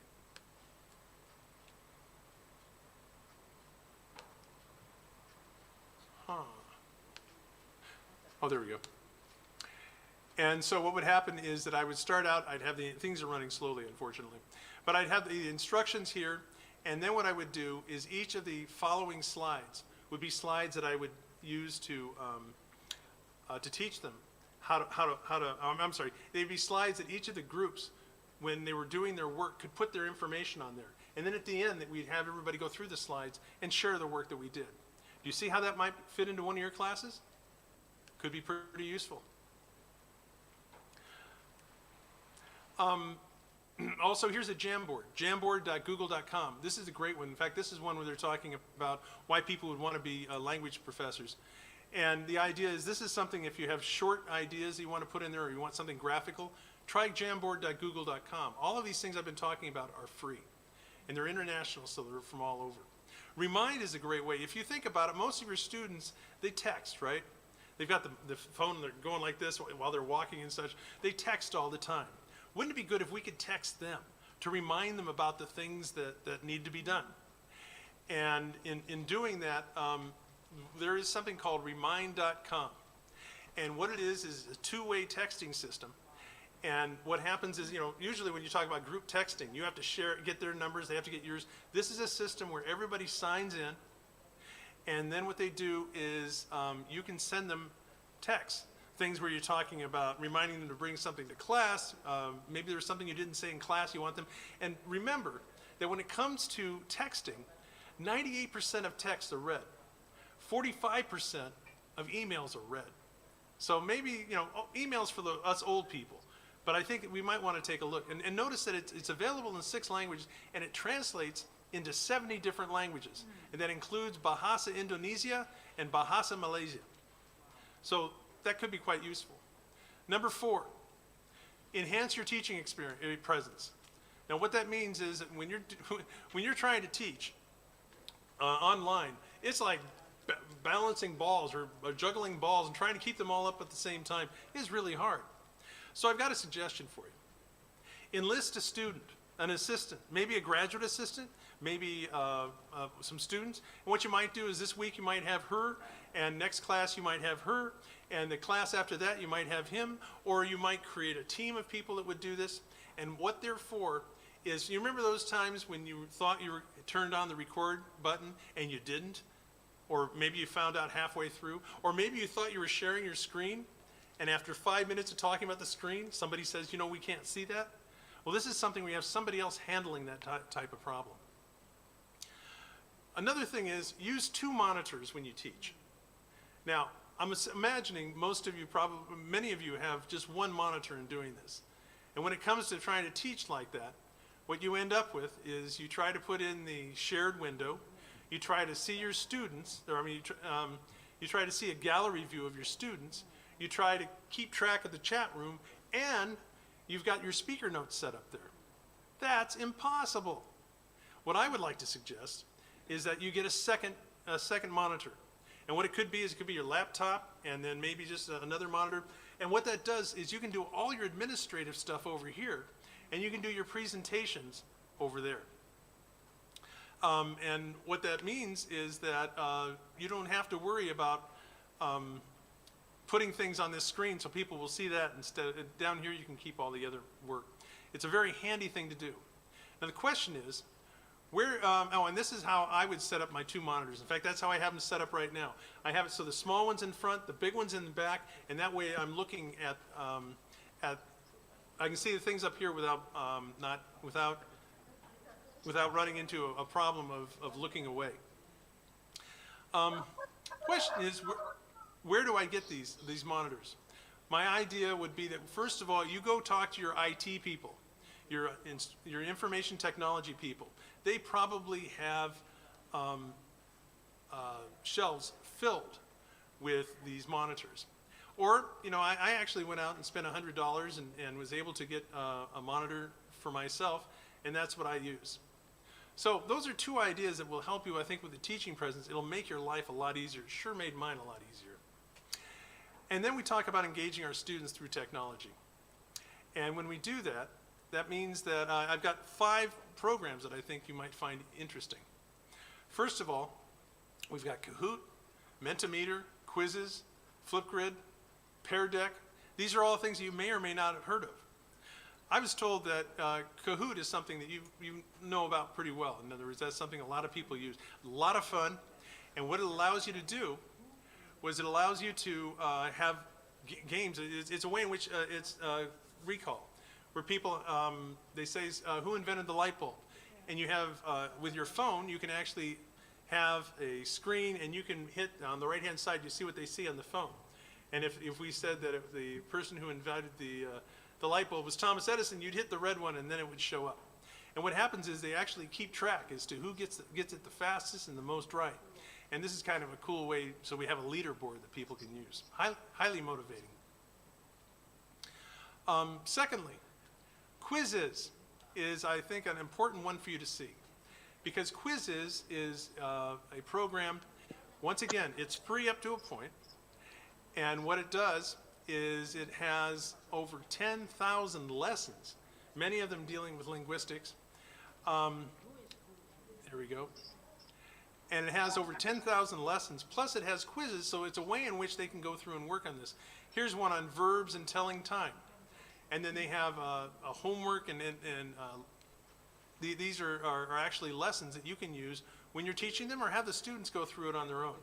Once again, it's free, up to a point, of course. Thirdly, I'd like to share with you Mentimeter. I love Mentimeter.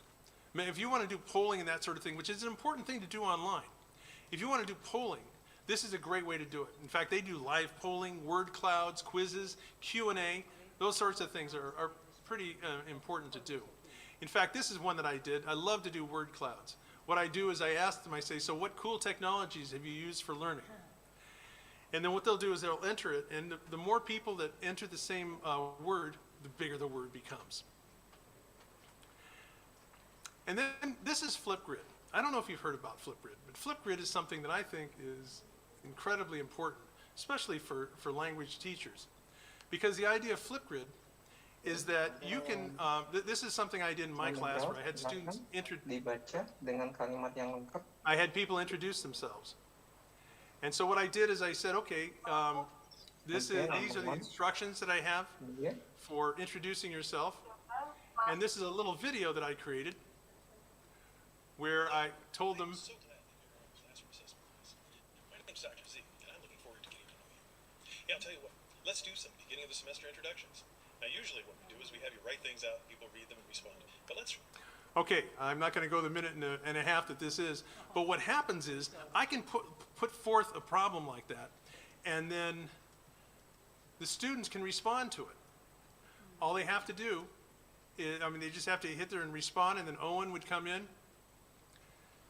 and we'll listen to what his response is. My name is Owen Smith. I am a junior.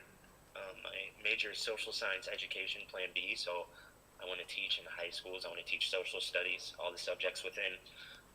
So it's nothing fancy.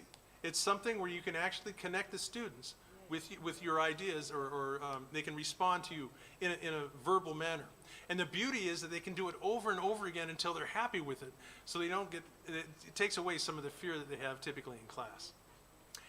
And finally, oops, I'm sorry, wrong one. Finally, and I'm a little concerned because of the speed of things. How much more time do I have? 5 minutes. 5 minutes. Oh, okay, so I got till 10. Okay, great. Let's give this a shot. Finally, what I'd like to do is talk about Pear Deck.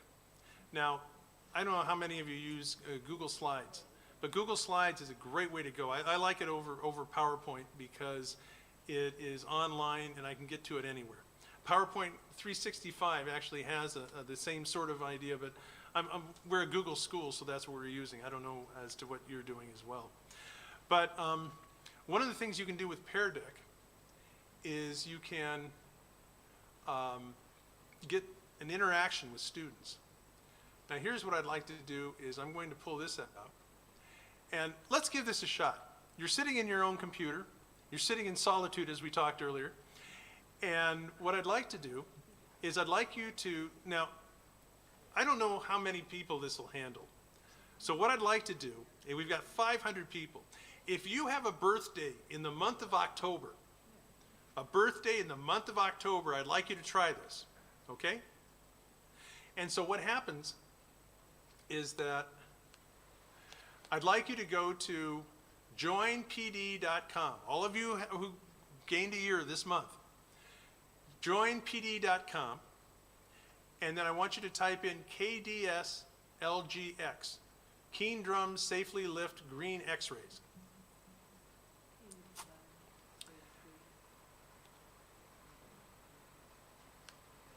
And then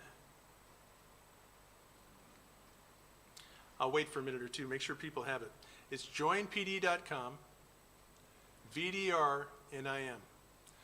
Unfortunately, we're not getting any students yet.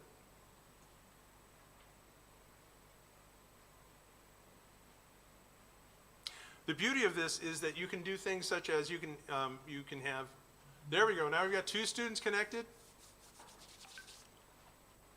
Let's start class. Okay, so we have students showing up. And what I'd like you to do is when you get in there, I'd like you to enter an accomplishment that you made during COVID shutdown. Many times we talk about the challenges that we had, but I want you to think about an accomplishment that you made and put it in a response.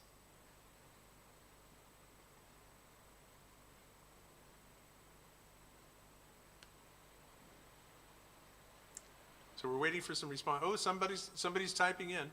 You notice what we're doing here is we're getting an interaction. Doing this sort of thing online, oops, they deleted the response. Oh, well, that wasn't good. But what's happening is that we set up something here. This is free. If you want to get some capabilities, there's there's a cost. But this is something where you can actually get discussions going. You can have students put in ideas. Another deleted response. I don't know why that's happening. Maybe it has to do with the fact that you're on the other side of the world. I don't know. But, okay, oh, I can cook better. That's it. Okay, we've got somebody who can cook better. That's good.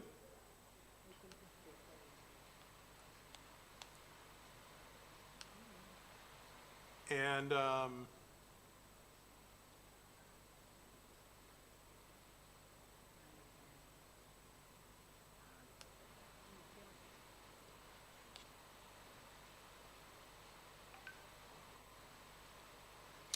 and so if we go over here, we can take a look and we can see what people are finding. I can learn something new in this pandemic era. Making e-learning better. I make some music videos. I can learn digital art better. I tried gardening and I've harvested my vegetables. I hope those were really good. Having some acoustic sessions, that's great. So look at all this input that we're getting. Can you figure out how you might be able to use something like that in your class? Now, one of the things, if we take a look at the dashboard, I have a dashboard that's popping up, and this is the teacher dashboard that has information about the people that we're putting this information in. And it's still loading. One of the things is that for the most part,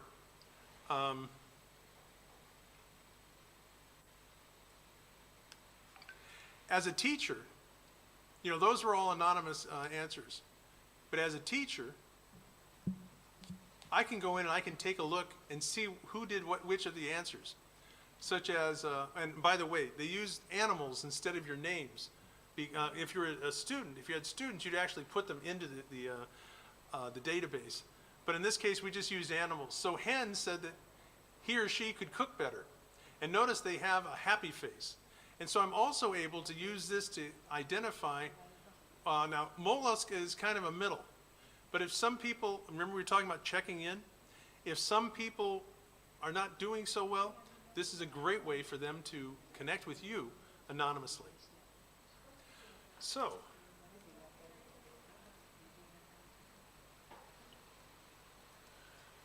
let's go back. Does that look like something you might want to use? It's called Pear Deck. Let's review the secrets. Number one, engage your students by addressing their needs. It isn't a matter of us lecturing in front of them, like what I'm doing right now, but you're addressing their needs. You want to build a community of inquiry. You want to make sure that you're taking a look at the social, the teaching, and the cognitive presence. You want to connect with your students. That's the most fun of it of all, isn't it? Isn't that why you got into teaching? I got into teaching because I wanted to work with students, and I wanted to learn about who they are and help make them better people, or help them become better people. You need to enhance your teaching presence, and that's using tips and tricks, and there are many tips and tricks on drzreflects.com about how you can improve your online teaching. And then finally, you want to engage your students through really cool technology. Technology that actually empowers them to do things, and also like what you saw with the Pear Deck, it empowers you to become a better teacher, to find more out about them, and it helps you connect with them and make their life a better way. My saying is that I strive for my students' success, and that's what this can do. So, my name is Lee Zeitz. Thank you very much for giving me the opportunity to speak. This is an incredible honor, and we made it through without anything breaking. Isn't that great? Please remember you can tweet me at @Zeitz, Instagram, email, come to drzreflects.com. So, do we have any questions? All right. Thank you, Dr. Zeitz, for sharing with us very interesting insights to engage students' participations, Indonesian students' participations in the pandemic era. All right, ladies and gentlemen, please join me to give virtual applause to both esteemed speakers, Professor Swasi Madya and Associate Professor Lee Zeitz. Lee Zeitz. Lee Zeitz. My apologies. There you go. Perfect. Perfect. Lee Zeitz. Okay, so this person is saying the theory of instructional design proper to.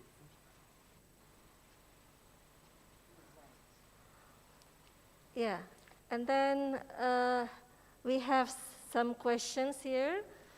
So first question is from Muhammad Agung from Muhammadiyah University, and the question is addressed to. I just read the question. If I could just answer it. Sure. Okay. Yeah. This person was asking me about the instructional design and how that should be done, and the idea of whether there's an innovative example through video or interactive multimedia for learning vocabulary.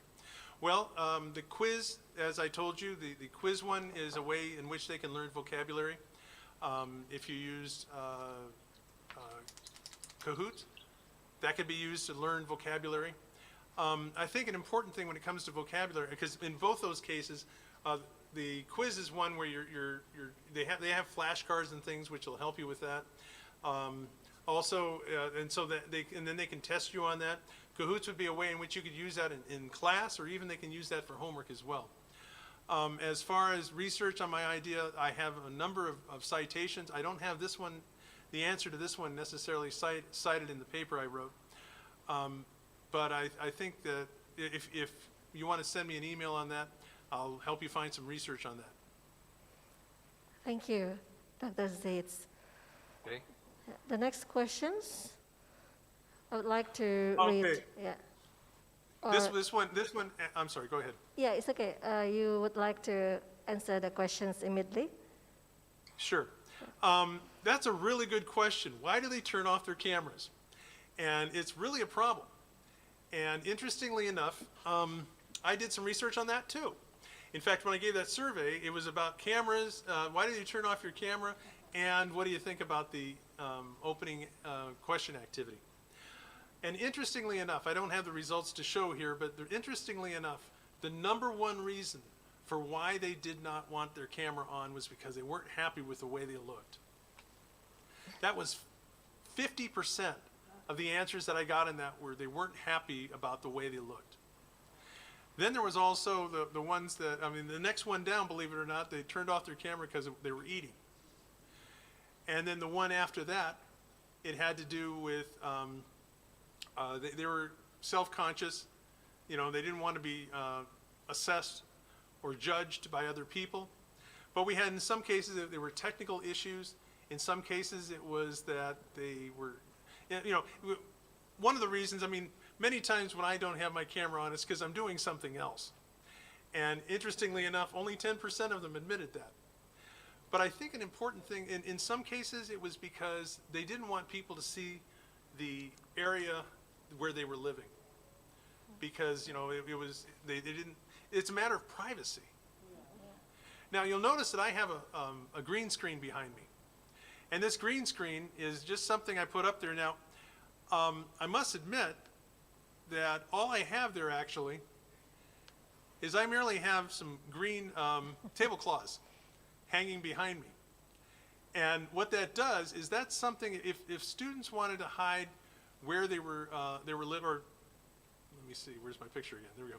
If students wanted to hide what was behind them, that's something you can work with them. I taught my students about that. In some cases, it's because they have other people there, and they don't want to have that. That's another form of invasion of their privacy. I think a really important part, remember I told you that 40% of them said that the reason that they were keeping their cameras on was because we were connecting at the beginning. I think it has to be where you're working with the student, I mean, where you're actually making connections with the students. And I'll have to tell you, I mean, there were some times, especially last semester, there were some times where I had maybe 40% of them turned off, or maybe 50%. And one day I came up and I had a picture, and I had a screen of all my, you know, just like what I was seeing, but they're all pictures of me, like when I turn off my screen. And I told them that this is what it looks like to me. And I told them that I know that they were having problems with the COVID virus and all that sort of thing. But I was telling them I was having problems with it too. I was talking to them as a human being. And what I did is I said, you know, I got into teaching because I wanted to work with people, I wanted to talk with them. And I had about 15% of them turn on their cameras after that. So I think what really counts is they want to feel like they're part of what you're doing. They want to feel like they're part of the class, much like we were talking when we were talking about that social presence. I hope that was useful. Yes. Thank you for sharing your personal insights in involving students to our discussions and teaching and learning activities. All right, ladies and gentlemen, I would like to invite some more questions if you still have questions. Could I ask a question? Yeah, sure. I would appreciate it if people would type into the chat room how you might apply something that I just introduced. It doesn't have to be, you know, a lot, but it would be great to see, for us to get some kind of, we're getting feedback, right? Yeah. This is why we keep our cameras on. But I'd love to hear, what kind of innovations or ideas you got after the last half hour of my sharing these ideas. Yeah, that's a great idea, sharing. Yes, ladies and gentlemen, please share your ideas in relations to motivate and activate students' participations and engagement in our teaching and learning process. Now, if I could share a couple more things while we're waiting for that. One of the things I found, in some cases, I was having, well, a couple things. When it comes to breakout rooms, the important thing is, like I said, use those documents so that they'll know what the project is, what they're supposed to do, and then they're going to come back with something. As a teacher, or an instructor, I strongly suggest that you go and you visit every single breakout room. At the beginning of the breakout room, you tell them how much time they're going to have. Maybe it's an 8-minute breakout room. Maybe it's a 10-minute breakout room. And then you go out, and if you happen to have, do you have graduate assistants? Sorry? Do you have graduate assistants? Assistant? No, really. Okay. Well, I mean, if you have someone else who can help you go through so you can get to more people at the same time, because that's a great time for them to answer or for you to answer questions and find out what's on their minds. Yeah, probably Professor Swarsimadia also can share her experiences in activating students in her class. I observed that she has quite effective ways to involve students in her class.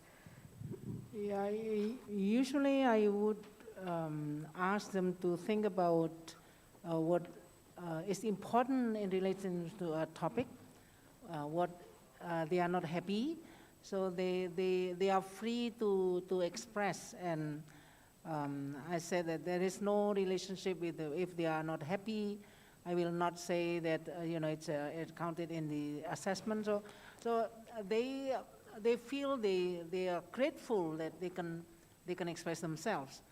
And another way of engaging them is for me to state something opposite of their wish, like or what they think. Something is very important to them, but I said no, it's not important, and they will really express their attitude. But I would like to share my experience in the camera on, camera off. Sometimes students say that they have some problem in connection. So I couldn't say, but I said, okay, I will check randomly. So this is the way to keep them engaged.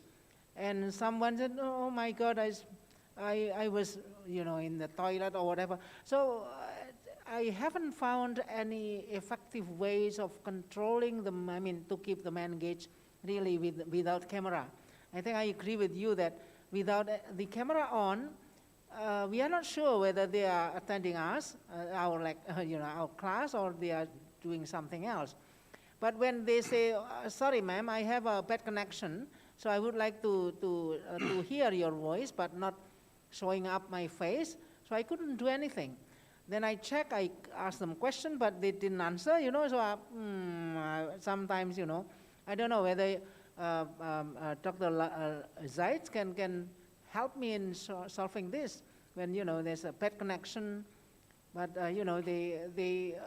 they say that they would like to listen, but when I check, no answer, You have any recipe on that? Thank you. I have some ideas. I'll tell you some things I did. And that was that I take attendance halfway through the period. And that way, I know that they at least made it halfway through the period, even if they're turned off. I told them that if I call on them and there is no answer, then they got a 0 as far as attendance for that day. Okay. Now, I have to tell you that when they're staying at home and they're doing this from home, it's a whole different world. Because I did that with one student once, and then what she had done before I was even done with the class, she had already sent me an email saying, oh, I'm so sorry that I had to leave class because my mom and dad were taking a table outside and they needed me to help them. because they're Exactly. doing this from home rather than Yeah. sitting in your classroom, Yeah. there's a lot of things that get in the way. Exactly. And so, I think one of the important things that I learned in my class and going through the pandemic and such was grace. Giving them grace. In other words, giving them the benefit of the doubt. Maybe the deadline can slide a little bit because life happens, and I think that's an important thing for us to remember. And like I said, I think one way to do that, what I really hate is when we get to the end of the class and then everybody signs off and there's about 4 of them which have no picture and there's no camera on, but it just means that they weren't there and they left. Well, they lose out on attendance points that day. Yeah, that's a problem everywhere. All right, thank you, Dr. Zates. And we have some comments here from the audience. So, yeah. From Eko Nurwidianto, the platforms are really useful indeed. However, it is still hard to engage students with those platforms. What do you think about that? Well, I'll tell you what, there's a couple things. One thing that in fact, if you go to, and I'm not selling anything with Dr. Z Reflex. I've been doing this one for 14 years, and this is where I put my ideas. And the most recent point was one that was, or posting, was one that was called, the enter key is lava. And one of the things that happens, and I use chat a lot, and what you can do is you get that kind of feedback. One of the things that happens is that when you ask them to type things into the chat, the people who type faster or think faster are the first ones to get it in there, and the people who are a little bit slower pretty much take a look at it, they give you a 3-word answer. And that's because they get frustrated. So if you use the enter key as lava, this is what you do. You say, okay, I give you the question. The question is, what'd you do on the weekend? Something like that, okay? But something more important, of course. And then what you said, I'm going to give you 20 seconds to write it. And so what they would do is they would type it out, and 20 seconds should be enough to talk about that. And I said, but don't hit the return key or the enter key. And then after 20 seconds, I say, go ahead and hit it. Boom. And this huge stream of knowledge comes down. All these people talking about the things that they did, or they're coming up with answers and that sort of thing. And then what you do is you don't just say, oh, that's great. You give them some time. Give them 20 seconds or 30 seconds to go back and read through it and process what it is so they know that what they're saying is going to be read. It isn't just something that's being thrown out.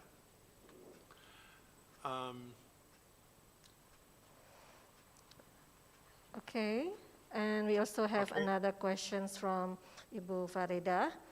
So how to invite students to discuss in the forum? There's 2 aspects to this. What I was doing at the beginning, where I asked each and every one of them, it wasn't really a forum per se, or maybe that's how you're conceiving it, but it wasn't a forum per se. I was simply talking to each one of them, and they didn't have to answer. But in most cases, they would. And so that was what I was doing there. As far as engaging students, one of the things I do in my face-to-face class, I've started doing this. I don't have any here. But popsicle sticks or the tongue depressors? I have 11 tables instead of just doing a cold call, looking at somebody and calling on them. What I do is I have 11 tables. And so I have 11 of these tongue depressors, each with a number on it. So I'll just grab the pile and I'll flip through and I'll say, okay, table 6.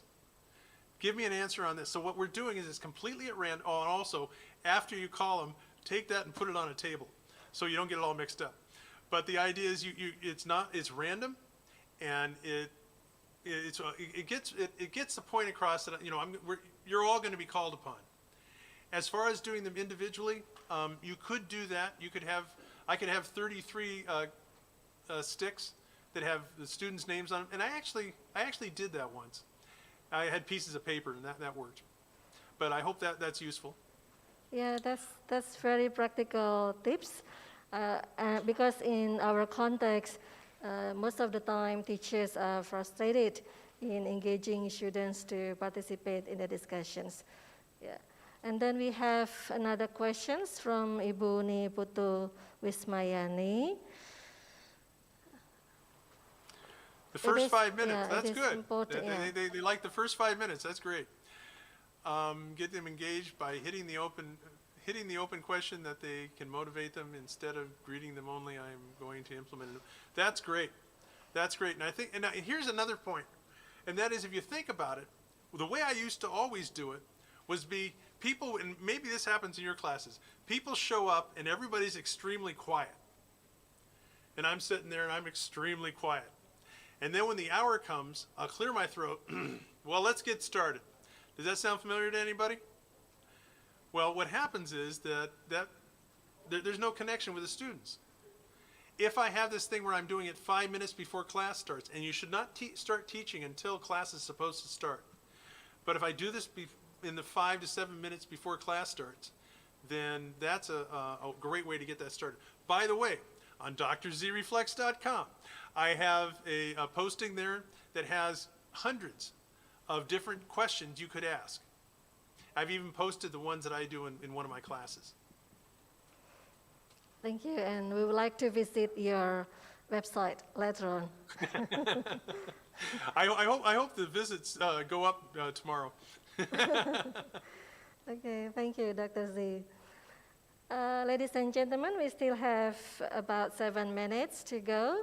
If you still have any questions, comments, reflections on how to involve or engage your students in your teaching and learning process. While we're waiting, could I possibly share my screen and just show people some of the stuff that's on Dr. Z? Oh, yeah, Reflex? sure. Yeah. I think you'll find, in fact, a couple of the questions we've had today might very well be handled by that. And if we go over to, oh, where did it go? Okay, well, we'll have to start it again, and then I'll share my screen.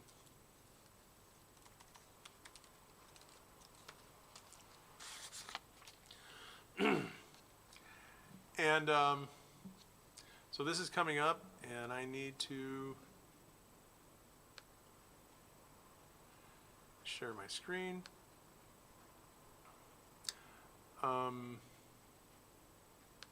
Oops, wrong one. I think I shared the wrong screen. Let me try that again. Sorry about that.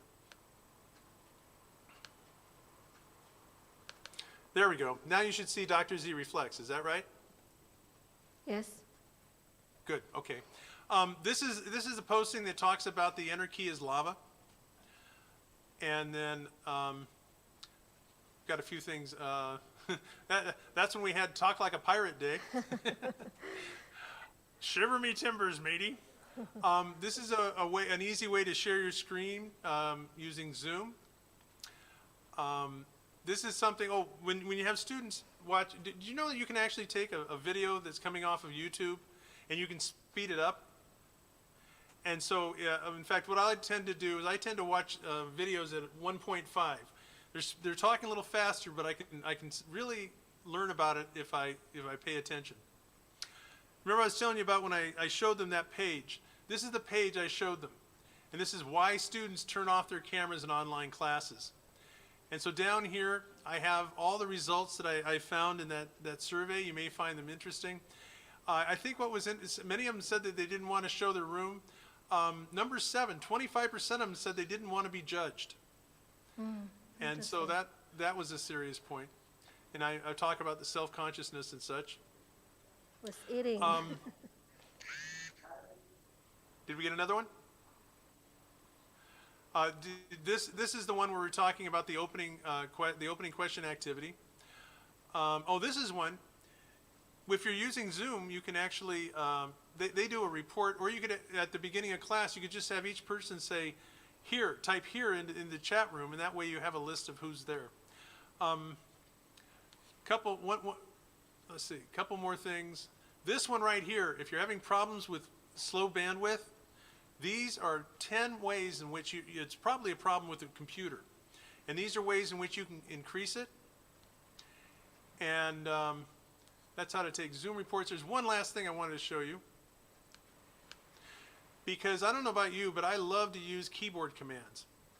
Oh, this is that guide for using breakout rooms. You'll find that interesting. Here's 20 keyboard commands that I put together. I didn't have a table like this. This is if you're using a Mac, if you're using Windows. But if you want to share your screen with just a Alt-S, did you know you could do that? You could start sharing your screen on your Windows machine with just Alt-S. I think that's an important one to see. So, it might be worth your time. We got that, okay, and Nanik. Teaching phonics, I got your question to do the written test and make sure that the students are not cheating. Thank you. Doing a written test. I don't remember Strategies saying that. to avoid students cheating. Well, I have to admit that in a lot of classes that I teach, I have an open book test. And the reason I have an open book test is because I want them to sit down and actually in one class I have, they can take the midterm, or not the midterm, they can take these quizzes over and over again until they get them right. Because what I want them to do is master the material. And cheating is an issue, there's no doubt about it, especially online. Are we coming to the end? Yes, unfortunately, Great. we are limited Great. by Well, time. I've really enjoyed this time. Yeah. Thank you so much, Dr. Lee Zeitz. Lee Zeitz. Lee Zeitz. I'm so sorry. No problem, no problem. Lee Zeitz, for sharing, and Professor Swarzi Madhya, for sharing so many insightful suggestions, tips, and strategies for engaging students in our teaching and learning process during the pandemic era. So hopefully all the insights we have learned today will be beneficial to support our instructions and improve the quality of our teaching and learning process. Once again, let's join us to give virtual applause to Dr. Lee Zeitz. Lee Zeitz and Professor Swarzi Madhya. One thing is, did you know that this means applause in American Sign Language? Okay. So this is what you do. If you want to give people applause, you just do that. Okay. Thank you. Ladies and gentlemen, then I would like to end these sessions. Once again, thank you so much for attending the sessions and presenting your questions. And I would like to give the time back to the MC.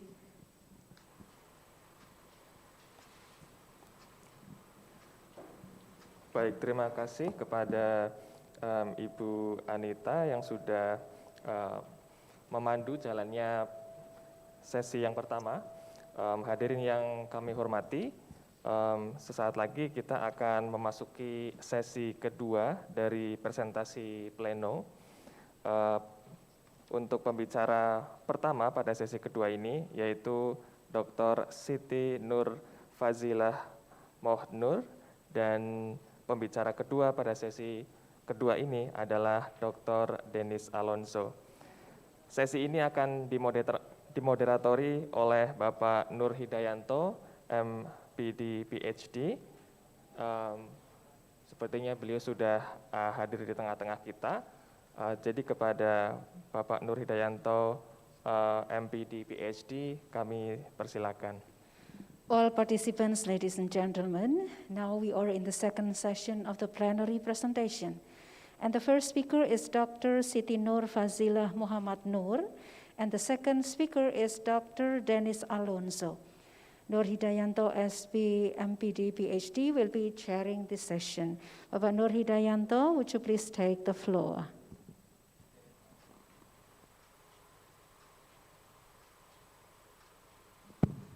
Thank you, Ibu Nuni. Good morning, everyone. Welcome to the second plenary session of the 4th International Conference on Linguistics and Language Teaching. I'm Nur Hidayanto, and it's my pleasure to be a moderator for this session. First of all, may I briefly introduce to you our plenary speakers from Malaysia, Dr. Siti Nur Fazilah, and Australia, Dr. Denis Alonso. Our first speaker, Ibu Dr. Siti Nur Fazilah, earned her PhD on Linguistics Philosophy from Macquarie University, Australia in 2016. She's now the head of a language center of University Tun Hussein on Malaysia, and her areas of interest are systemic functional linguistics, appraisal analysis, critical discourse analysis, professional communication, literary studies, and media studies. Our second speaker, Dr. Dennis Alonso, earned her PhD on assessment from the University of New South Wales, Australia in 2016. So I can see that you were from the same cohort, I guess. He's now the program director, Bachelor of Education of the University of New South Wales, Australia. And he used to be the dean at the College of Education, University of Southeastern Philippines in 2010. And his areas of interest are assessment, evaluation, and teacher education and development. All right, without further ado, ladies and gentlemen, please welcome our first speaker, Ibu Dr. Siti Nur Fazila. Hello everyone, Assalamualaikum warahmatullahi ta'ala wabarakatuh, and a very good morning to everyone. First of all, I was really interested with what Professor Dr. Lee Zeitz was talking when he said that he used to teach in University Tun Hussein on Malaysia. So 1998, 1997, I was still doing my undergrad degrees, but whatever that you have talked about UTHM, I really, I feel grateful. So currently I'm teaching in University Tun Hussein on Malaysia. It's a technical university, so since 2007. So my talk today is not about how to teach, teaching and learning, but I would like to share on the scenario that is happening in Malaysia. As you all know, for the past 19 months since the lockdown, we have a change of government and we have a change of prime minister, in fact, twice. All right. So even we had a full online learning beginning on April 2020.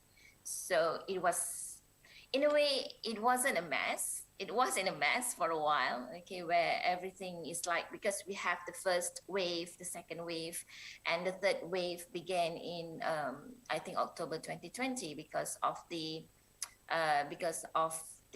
elections, right? So my talk for today is to show you the play out of the key social actors. So I would like to share my PowerPoint.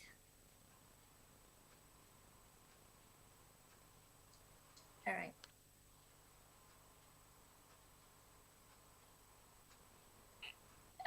This is more about challenges of teaching language and linguistics during the pandemics. And I really appreciate when Professor Dr. Zeitz was talking about the platform, and currently the university in Malaysia giving lots and lots of training to teachers, okay, on how to use online platform or whatsoever. So I would like to give you an overview of an introduction of what is happening, okay, in a small country where we had entered the third wave of outbreak in early October, where we had like per day we have like 8,000, 3,000. So from September 1st to October 19, according to the STAR in the year 2020, we have like more than nearly 30,000 cases per day, okay, and currently facing the third wave. But however, we are trying to achieve herd immunity with 90% of vaccination to the population. So at the same time, Malaysia also faced political turmoil due to the changes of government and prime ministers. And from this scenario, I would like to show that the government and also the public together with the news or the media, they are playing a very big role in the education, especially in the teaching of language and linguistics, all right, in whatever, generally in whatever teaching that we're going to have in a specific country. So due to the campus closure and movement restrictions, so students opted for online learning. So the Malaysian government ordered all the students to return to their hometowns in April 2020 and continue their studies online. This is by New Straits Time. So during that time, okay, everyone was focusing, we were not really focusing on online learning during that time. So they introduced two types of online learning, okay, learning of which are synchronous and asynchronous types of learning, meaning that we have platform, Google Meet, right, Zoom, and also WebEx or Microsoft Teams, and at the same time we use Telegram and also WhatsApp, because WhatsApp is the easiest way of communicating with the students. So this is the timeline of what is happening in Malaysia. We have 16 March, we started the movement control order, and April 2020, we had a full online learning. And before 16 March, which was on the 29th of February, our Prime Minister, Tun Dr. Mahathir, stepped down, right? Because he was from another party and another party took over. Okay, this had created a little bit of chaos, because the Yang Pertuan Agong, meaning that the king, had to interfere with the selections of who is going to rule the country, who is going to lead the country.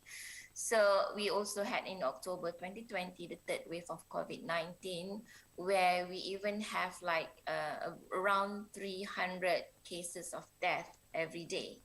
And at the same time, okay, in August 2021, the Prime Minister Muhyiddin Yassin resigned. And during that time, Malaysia had allowed many vaccines to be imported. We have like Pfizer and all those types of vaccines. And on the 19th August of 2021, which had been recently, Datuk Sabri Ismail, he became the Prime Minister. So in this case, when there is a change of Prime Minister, there will also be a change of cabinet and also the portfolio. So luckily, the portfolio of the Ministry of Education was held. I mean, it's being held by the same person, Dr. Razi Jidin, while the higher Ministry of Education the post is held by Datuk Noraini Ahmad. So I would like the issue here. The problems and impact in terms of teaching, any kind of teaching, language and learning especially. So the changing of government had changed the policy too. All right. So beginning during the era of Dr. Mahathir, we have another Ministry of Higher Education, which is Mazli Malik, but because of the turnover of the government, it was changed to another person. Okay, and online learning is difficult for all areas with limited internet receptions and underprivileged students. So because of the pandemic, more families, more people had been retrenched. Most of them lost their job, especially when you are working in the aviation industry or tourism industry. Everything is shut down. So students stays at home.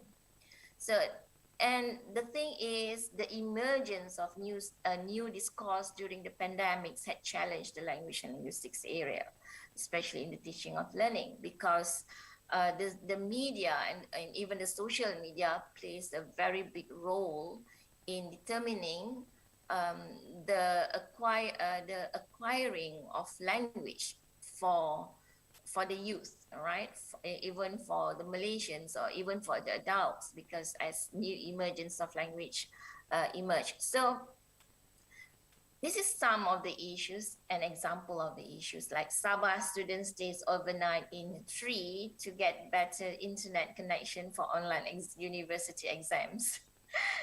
It happened in 16 June 2020, all right? It had created a massive news, and the netizen, all right, when people, it was put up in Facebook, you can see that the netizen had many comments and many reactions to it. The thing is, we have, okay, a very interesting thing about Malaysia is that in terms of discourse of the social media, we have what we call by the bawang netizen, all right? Bawang is literally translated from onion. So this is something new in the discourse during the pandemics. Bawang means that when we talk about makcik bawang, the auntie onion, you know, in the Malaysian culture, I think in our archipelago's culture is that when we go for wedding, when we have like an event, all right, people gather, the whole village will gather, and they will peel the onion together, you know, cooking together. So this is the time when they gossip. All right. So a new term, which is called makcik bawang, also appeared during the pandemic. And this makcik bawang or bawang, they call it as bawang rangers, you know. If anything that happens in the in Facebook, they would give comments. So one of the interesting things that happen is that and during the Zionist oppressions in the Palestine, you know, it happened somewhere last year. I forgot the date. So this group of people, they really what do you call it?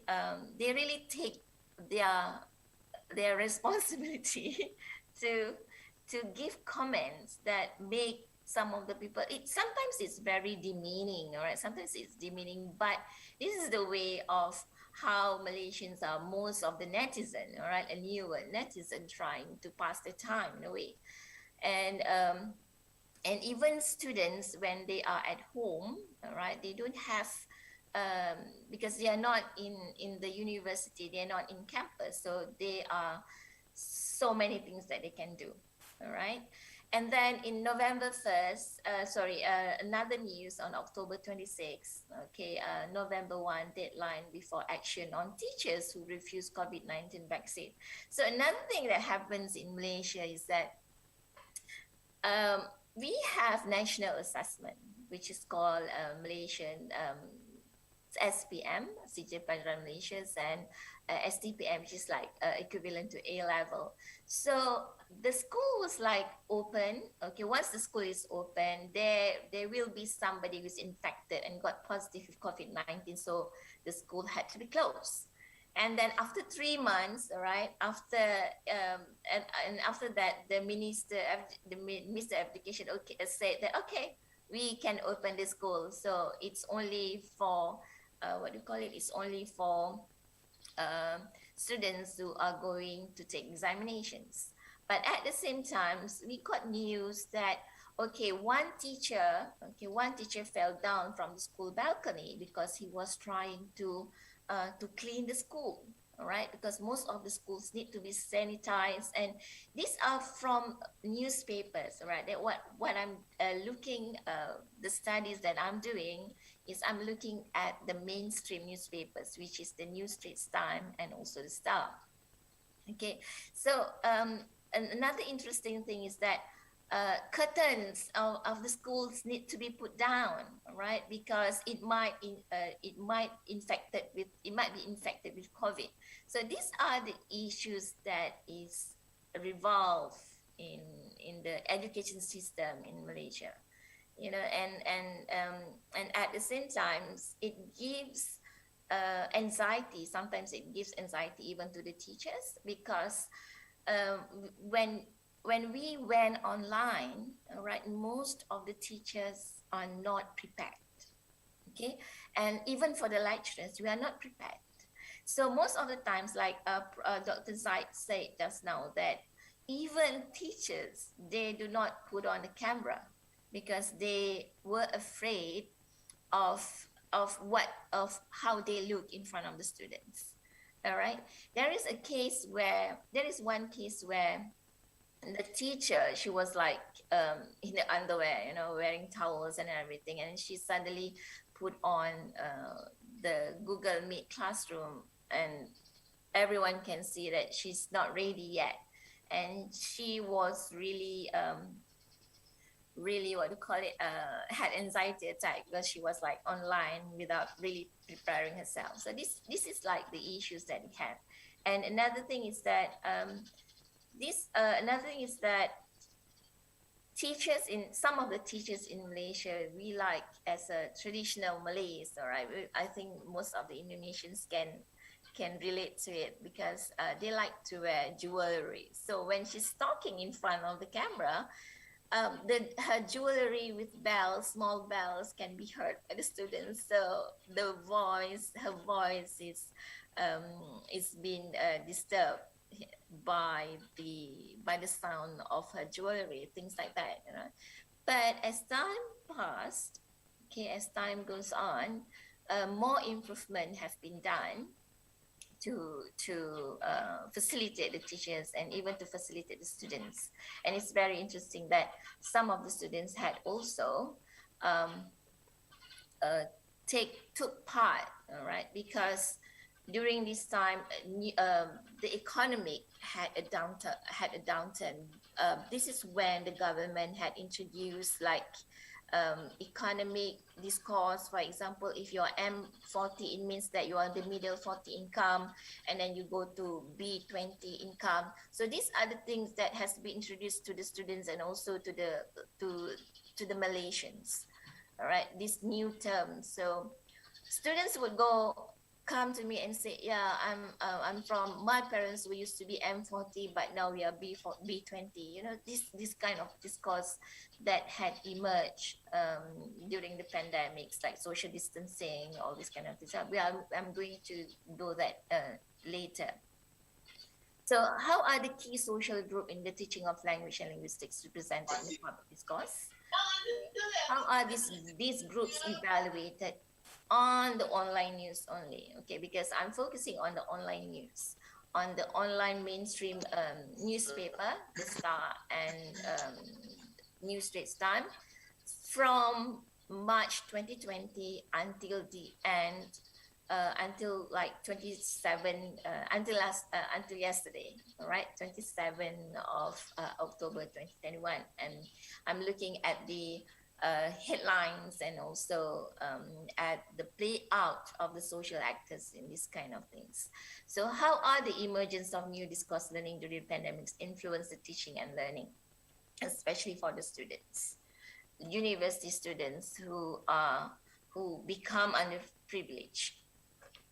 So the key social actors in the Malaysian education are the Ministry of Education, the Ministry of Health, the universities, how the universities are taking part during the pandemics, and then the teachers, the parents, and the students, because we do have students who are stranded in the universities for about 3 months. All right, and there is one in it came out in the newspaper, not in the newspaper, in Facebook, where certain political parties, trying to get the attention by going to one of the campus in UTHM. So she went in representing a political party, saying that, oh, pity these students, they cannot, because these students have not been eaten properly, so we are sending you food, but at the same time, most universities provide food, free food, for the students who are stranded, even for international students. So last year I was doing my postdoctorate in New Zealand. So I was like, most of the international students, we didn't get free food, but in Malaysia, free food were being given to the students, because they were provided with breakfast, lunch, and even dinner. They were even provided with some students. They were even provided with rice, as the staple food. So lecturers, teachers, they even collect, all right, some fund to be for the students to survive. All right. So basically, they were not worried about what is going to happen to them during the pandemic. So some of the students were stranded for about 2 or 3 months, and then they were later sent back to their hometown. So the key social actors in the Malaysian educations, only the Ministry of Education have not been changed. Right, so the portfolio is there, so he just continue, and his name is Dr. Razi Jidin, and we can see that he has lots of ideas to empower the students. So what I did was on, this is those who understand, those who studied on critical discourse analysis or discourse analysis. All right. So these are the things that actually students of linguistics can do when you want to do research on during the pandemic, because we are limited, our resources are limited. We cannot go out face to face. So what we can do, either we go to online news, or if we want to do interview, we do online interview. So what I did was I used transitivity analysis from the systemic functional linguistics. I think everyone knows that, so I don't have to explain more. And I also use appraisal analysis by Martin and White, 2005. Those who are from the Seni school, they understand, they definitely know what is appraisal analysis, but I only choose attitude subtypes, which are affect, appreciations, and judgment. So 2 newspapers that I've been looking at, the New States Times and also the Stars. So the New States Times has been owned by the National Front Party, which is UMNO. The Star is owned by also the National Front, a subsidiary of National Front Party, which is owned by the MCA, Malaysian Chinese Association. So another thing in Malaysia is the only country that has schools divided by races, represented by races.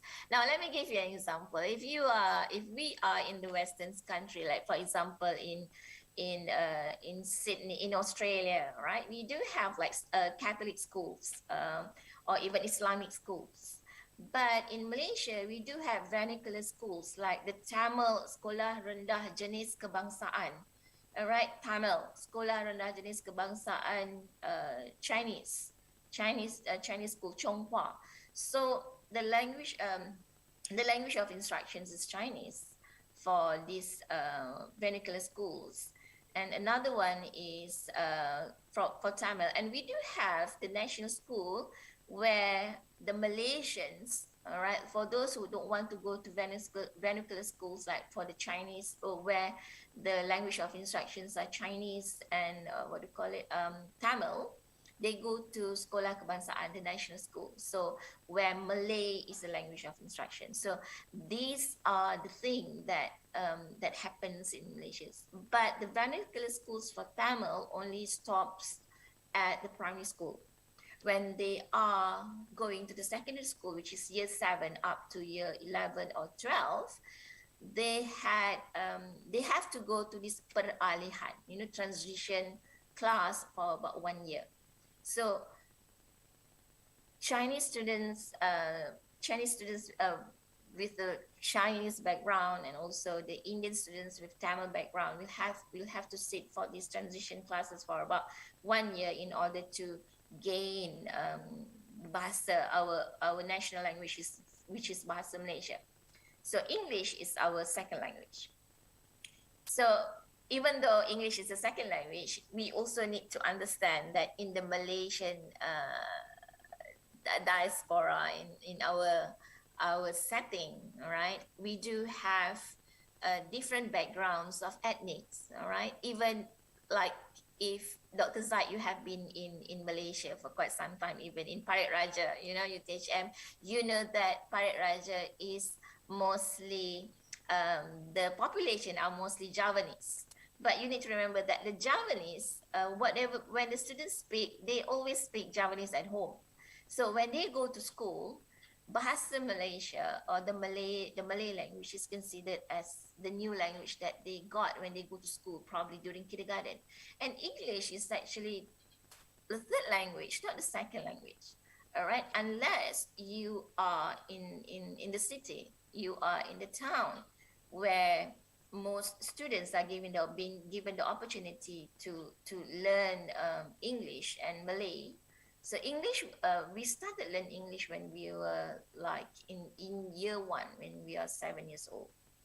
And with that English as a second language, all right, we also have problems because if you are teaching in a technical university, we have issues with undergraduate engineering graduates. When they go for job interview, they are not able to speak English very well.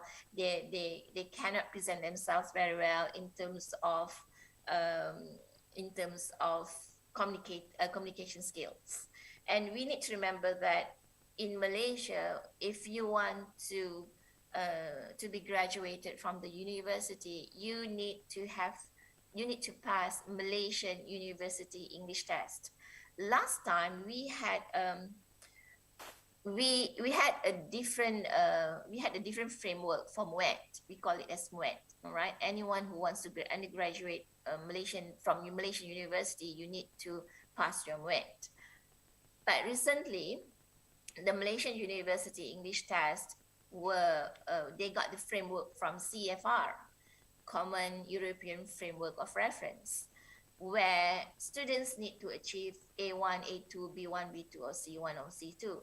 So there is a shift of paradigm even with the English language, how students are going to be evaluated during this time. So these are the things that I got from the news, all right, that I got from the online news, from the newspaper. So the play out of the key of the social actors in the Malaysian education system does affect whatever that has been integrated in the schools, or integrated how they represent the schools, the universities, and even the parents and teachers. So I also did a questionnaire, multiple choice answers, a very simple questionnaire to 90 undergraduate students.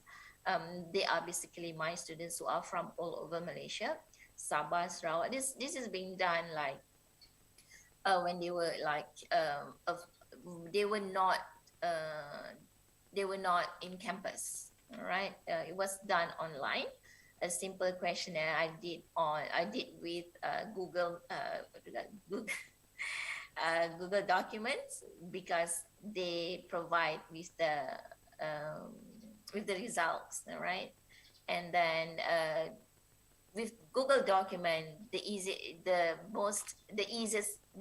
part, or the most friendly Google Document, because they give you it's easily accessed.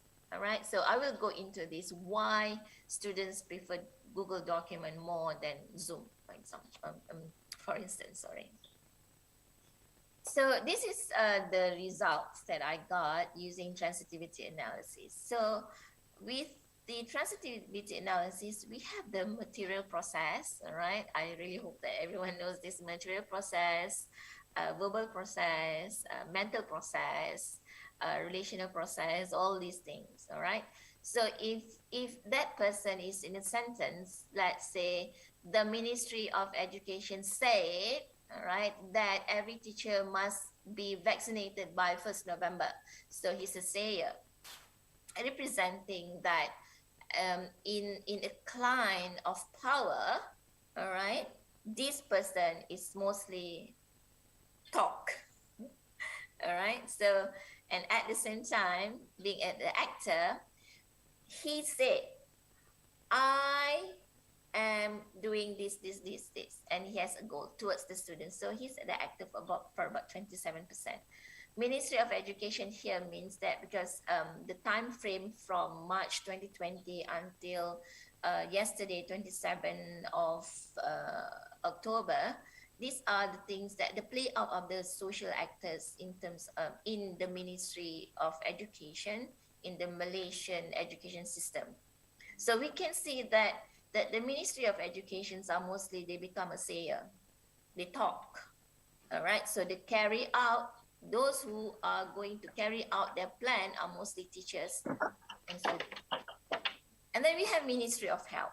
Before this, the Ministry of Health, the Minister of Health was somebody else. But now if you Google on Google, all right, you can see that the KJ, our new Minister of Health, KJ Khairi Jamaluddin, he's like very popular. He's like what do you call it? Ashley, from Dr. Ashley in New Zealand, all right? So he had moved forward. He makes sure that everyone is going to vaccinate it. So you can see that the way he say things, that he's the actor, he's doing the job. And only, even though that he's also a sayer, he's also a censor. With the censor is when a person say, I think, all right? So meaning that is a mental process. You're doing it like mentally, all right? And also the carrier. For the universities, all right, the universities are mostly the sayer. Let's say some of the universities, they are doing things, all right? Like we are in this kind of, what I meant by universities are usually what are the universities are doing. Let's say University of Malaya is providing like this. UTHM had opened, for example, UTHM had opened a PPV, the vaccination center for people, and the staff had to be volunteers to accept those who are going to be vaccinated, all right? And then only 5% of being the censored. Teachers, all right, now in this time during the pandemic, the teachers have been given the power to have more action, more of an actor, more of a doer during this pandemic. Because in the news, let's say the Star and also the Newsweek time, they say, okay, teacher perform, teacher teacher of this one school had organized, had collected money for the underprivileged students.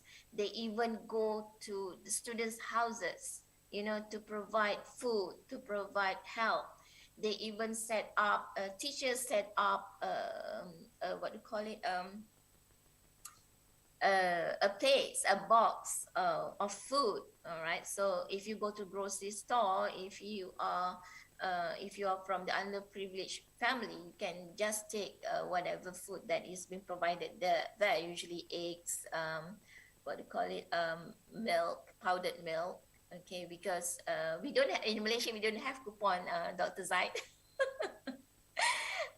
The government only gave money for about 500 ringgit per month, all right, for those who are underprivileged. Because I remember when I was in the States, if you are students, because my first baby was born in the US, we got coupons where, the week, women, infant, children community, where you can get coupons and you get free eggs, cheese, cereal. So we don't have that in Malaysia. So most of the time, it's the people, the public, who needs to be what do you call it? Be active, right? And also the parents become goal in with the 43%, that whatever things that happen, whatever things that have been done, all right, parents are the goal. Parents are going to receive. Parents have been impacted, all right? And students, it's very interesting when students are the carrier, all right? Because students are like this. This is in the newspaper, and they become actors in the class themselves. Like they, because of the pandemic, they had. Even though they are doing online classes, at the same time, they would ask the lecturer, can I be excused? I'm working right now. Excuse me, Dr. Siti. Yes? I'm afraid we are running out of time, so probably how many another 5 minutes? minutes. Okay, thank you. Thank you. I'm so excited. Okay, this is the evaluation of the social actors' attitude subsistence. So who evaluate who? The government evaluate teachers with more on the negative, positive sides. All right, this is on the attitude. Universities evaluate students mostly for 95% positive, teacher, students, all right? And then students evaluate the public, mostly 80%. What do you call it? 80% are positive. This is only on the subtypes of attitude, all right? So this is the familiar words during the pandemic, COVID-19, because I give this all list of words to the students, whether they understand or not, okay? So unfamiliar words during the pandemic, so familiar words during the pandemic, COVID-19, 90 of them understands, they know. If I ask them, do you know what it is? So they know. So only 3% know what is Karen. Only 3% know what is scan. I'm sorry, Dr. Zaid. SOP. So in Malaysia, we use SOP as the word that you need to follow the rules. COVIDiate. All right, only 34 understand. And key workers, because in Malaysia we use the word frontliners to represent key workers. So what are the greatest challenges in online learning? Data and internet reception, as I showed you just now, that student in Sabah, because Malaysia is divided into Peninsula and Sabah and Sarawak, and anxious to be back to university and attend face-to-face lectures. So currently, students are coming back to the campus, but at the same time, those who are learning the language, we are going to have like 14 weeks of online learning. Platform, the friendliest platform that they like is Google Meet, and then the next one is Microsoft Teams. We also have Zooms and WebEx. So highest information getting, they like YouTube and also TikTok. TikTok is on the rise. So most teachers are returning to TikTok in order to provide content to the students. Even though I do have a TikTok account, but I haven't made any video yet. Okay, because when you are like the level of auntie going to try to make TikTok, you will look awful. Okay. So the impact in terms of methodology, if you are learning linguistics, there are various tools to analyze. You can have SFL, you can also use thematic analysis, content analysis. So in terms of culture, background knowledge is crucial in learning language and linguistics. This course, as I mentioned earlier, various discourse can be studied, politicians, healthcare providers, how they play out, what politicians say this time, and then the other time they say a different thing. So these are the things that mold the education system of a nation, And impact teacher training during pandemics. So the global online learning, which had been set up in the University of Malaysia for lecturers to enhance teaching. For example, OBS Studio, we do have Heritage MTV, which had been set up like 7 years ago. But only after the pandemics, everyone started to come in. Okay, I would like to present online learning or whatsoever. Before this, I was the head of documentary and also the producer for online learning. Nobody wanted to present, all right, before the pandemics. Now everyone must, all right, not only need but must present online. So we even have courses on how to prepare yourself talking in front of the camera, what colors that you should wear, even for preparing slides and also PowerPoints. And we do use Canva and everything, all these application and apps. Okay, I think that's all from me. Thank you very much. I would pass this, I have ended my speech, so I will pass to the MC. Thank you very much. All right, thank you, Dr. Siti Nur Fazila, for the enlightening presentation. Dr. Zaid, I'm also teaching sign language, American Sign Language. Okay. Thank you. All right, great. Okay, now I'll invite our second speaker, Dr. Dennis Alonso. He'll be talking about the role of policy, context, and language assessment. Dennis, the floor is yours. Thanks, Nor, and good morning, everyone.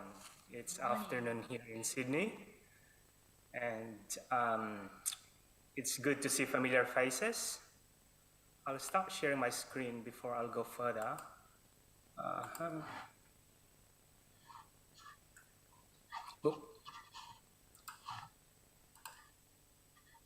Let's see. All right. Yeah, so I'll start by acknowledging the traditional custodians of the land in which I work here in Seni. The UNSW campus is located in the land of Bedigal people, but I'm coming from the land of Darug and Tharawal people in Western Sydney. This morning's talk, I'll explore the role of policy, context, and language in assessment. In doing so, we're going to answer these 4 critical questions, and I'd like everyone to pay attention to these. And let's evaluate later if we have met or if we have achieved the answers to these 4 questions. Number 1, we're going to look at the conceptualization of assessment that supports learning and teaching. And then I'm going to transition into how do we build a strong assessment culture in schools. Then we're going to look at the role of policy, context, and language in learning and in developing and implementing assessment. And then the last question is, what do we do if there is a disconnect between what teachers know and what the policy mandates? And I'll have 6 parts, which I'm going to talk today, and then I'll end up talking about some practical applications that we could actually use the new knowledge and skills, or maybe some of the things that I'll be discussing might not be new to you anymore. I'll start by looking at the role of assessment in learning and teaching, because there's so many conceptualizations of assessment. And then I'm going to present an integrated approach to assessment and pedagogy, which is the new way of pushing how to embed assessment in learning and teaching activities. Then I'm going to go to the main topics, the role of policy, context, language, and then end up with practical applications. So there's 2 monumental studies actually to which we base our assessment rationale, why assessment is positioned to be one of the most influential interventions inside a classroom.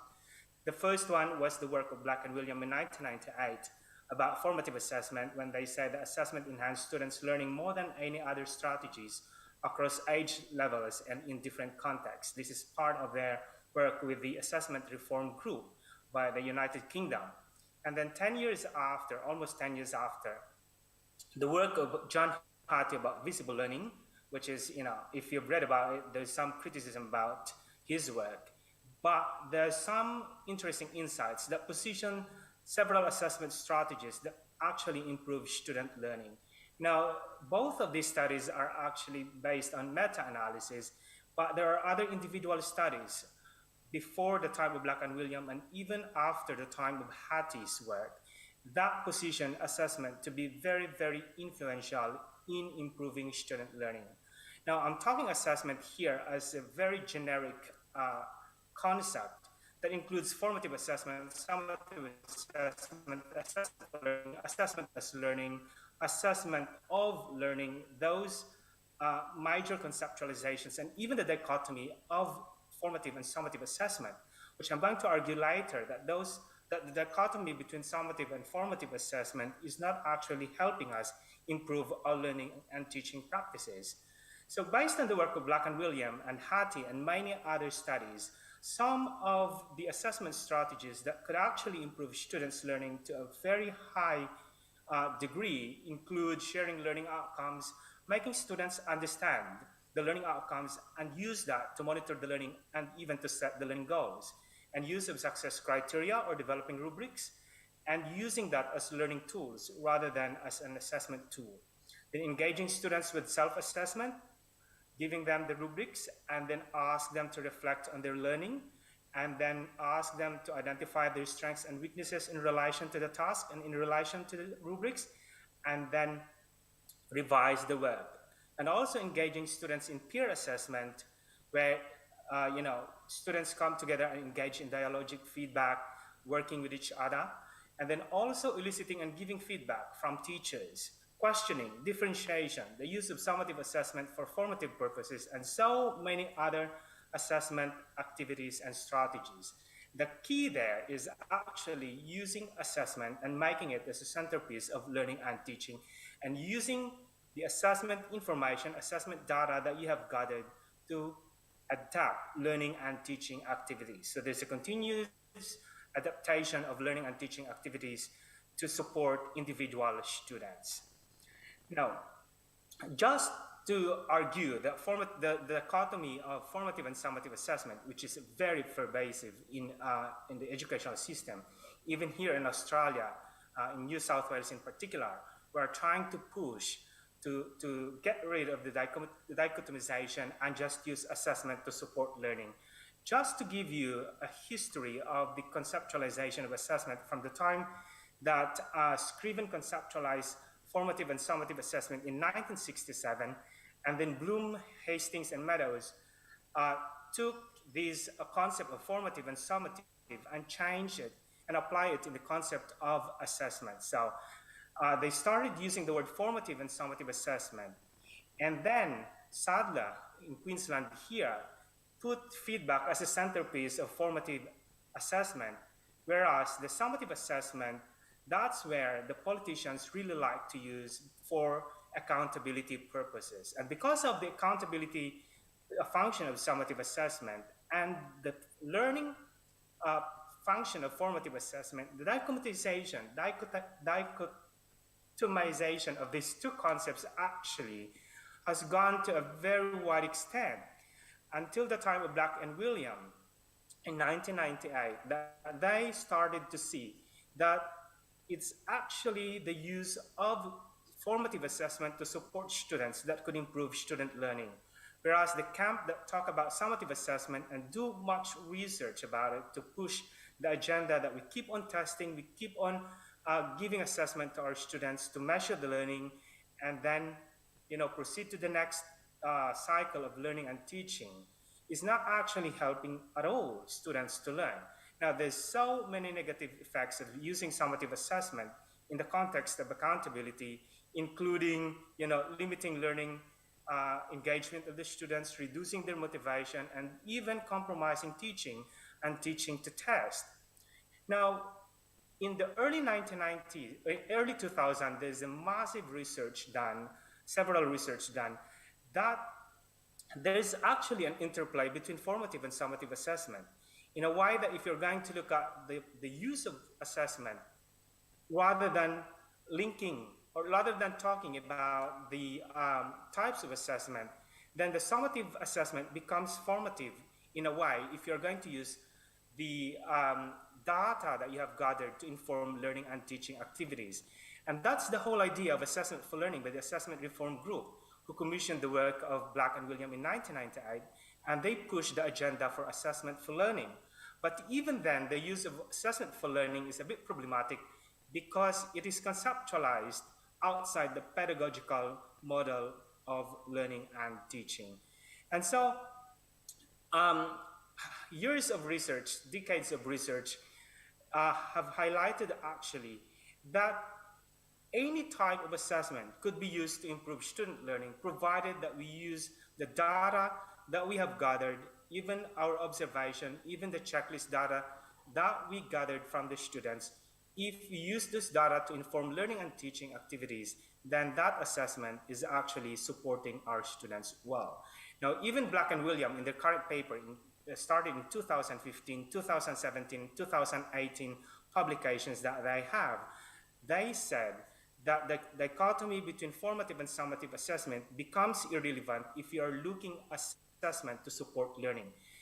Back in 1998 up to early 2000, they're very, very strong in their stand that formative assessment is formative assessment, summative assessment is summative assessment. But in early 2015, they've started to publish papers arguing that summative assessment forms an integral part of the bigger philosophical model of assessment to support learning. With their current paper in 2018, well, not really current, they clearly articulated that the dichotomy between formative and summative assessment becomes irrelevant if you look at, or if you're going to conceptualize assessment within a broader pedagogical model. And so I'm talking here assessment as any form of assessment that teachers use inside a classroom, from questioning to quizzes, even the national examinations and the international examinations. Back in 2007, Davison developed a typology of possibilities to describe the continuum of assessment practices from in-class contingent formative assessment to more planned integrated formative assessment to more formal mock trial assessment to the prescribed summative assessment. And if we're going to plot all assessment strategies here that are highlighted by Black and William and Hattie, from questioning to peer assessment, self-assessment, to national exams, to international exams, and other sources of data, the task of the teacher is actually to look at the results of assessment, make sense of the data, and then use the data to inform the next step for learning, identify the strengths and weaknesses of the students, and develop differentiated learning and teaching activities based on the assessment data. And so this is the framework that we're using in working with several schools here in New South Wales and across Australia and some Asian countries with my supervisor, Professor Davison. And much more. We need to look at the bigger picture of enhancing teacher assessment practices in the classroom. Now, the work of Black and William and Hattie says that, if we're going to use assessment to support student learning, then there's an increase in terms of student outcomes. But we have actually explored that it's not only about teachers, assessment literacy, that's very, very critical, that can support student learning. If we are investing so much time to actually build teachers' knowledge and skills in relation to assessment, then we have to do the same with our students as well. We need to make sure that our students have a certain level of assessment knowledge and skills to effectively engage in assessment. Say, for example, their knowledge about learning outcomes. How is learning outcomes guiding them in the learning? Success criteria, rubrics, how to use rubrics to improve the learning, how to engage in peer assessment, in self-assessment, how to act on feedback given by the teachers, and not only about the knowledge and skills, but including their affective domains as well, their self-efficacy, their, as mentioned by Professor Maja earlier, those non-affective skills required by students to engage in assessment, their confidence, and also the parents' expectations and the parents' assessment literacy should be aligned to the overall assessment literacy practices of the teachers and also the school heads' assessment literacy. Because if this misalignment across the assessment literacy of these key stakeholders in learning and teaching, then we cannot achieve effective learning and teaching, because parents' expectations are different from what teachers do inside the classroom and from what students expect, and their engagement will be affected. And also with the school heads, if they have clearly understood the principles of effective assessment practices, then they can provide effective support, enabling and supporting mechanism for teachers and students to engage in assessment more effectively. And so this kind of framework we've been using when we work with schools here, that we don't look at also the teachers' assessment literacy, but we look at parents' assessment literacy, students' assessment literacy, and school heads' assessment literacy. And then we look at the broader picture of policy and practice, and including contextual factors, because each educational bureaucracy has a different context, has different policy, and these contexts and policies are actually influencing the way teachers conceive or perceive assessment practices, and even controls their assessment practices in general. Now, we have also explored some concepts related to assessment, because there's lots of data that we gathered here, from informal data, descriptive data, to those numerical data, student marks and everything. And how do we use that data? So we have found, or we've not found it, we agree with the work of Mantinak and Gama from the USA, that assessment literacy requires a great deal of data literacy. And this is something that teachers freak out in the field when we talk about data literacy, because of the connotation of data about numbers and statistics. But we adopted a model of data literacy in which it's all about sense making. If you know how to do stats analysis or statistics analysis, that's fine. If you don't know, then use sense making. Because after all, it's you teachers have the direct contact with the students, and you know their learning against learning progression or learning development against the standards or against the curriculum outcomes that you are trying to achieve. And so we look at, teachers' assessment data literacy, and then we support teachers to have these three big skills. First, the assessment literacy about designing and implementing assessment, then data literacy, using data to inform learning and teaching and even improvement of schools, and at the same time, their decision making. These three big constructs are very important to ensure effective learning and teaching, and we always put their policy and practice and contextual factors. At present, we are supporting 10 schools to implement this framework for an integrated pedagogical model of data literacy, assessment literacy, and decision making in improving student outcomes. And we've seen for the last 1 year and a half, we've seen a big increase in student outcomes against national examinations. And the project is still ongoing for the next 4 years. And but at 1 year and a half, we've seen a very good trajectory in terms of improving student outcomes, not only in the national examinations, and not only the HSC or the high school certificate, the year 12 exams, but including classroom assessment also, and engagement of students and motivation. Now, I've been talking about policy, practice, and contextual factors, and Dr. Noor actually clearly articulated the context of Malaysia at this present stage, particularly with the MUET, when they, university students should take, that English exam before they are given the accreditation or the diploma.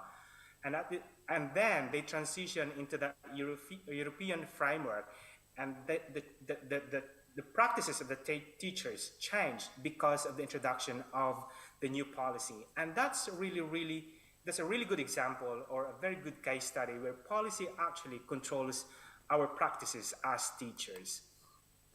Now, we found out even with the perceptions, beliefs, and practices of teachers in relation to effective assessment, policy shapes the way teachers conceive and perceive assessment practices, especially those teachers that are very articulate with the policy, they have studied the policy, their beliefs change towards, leaning towards the policy brief.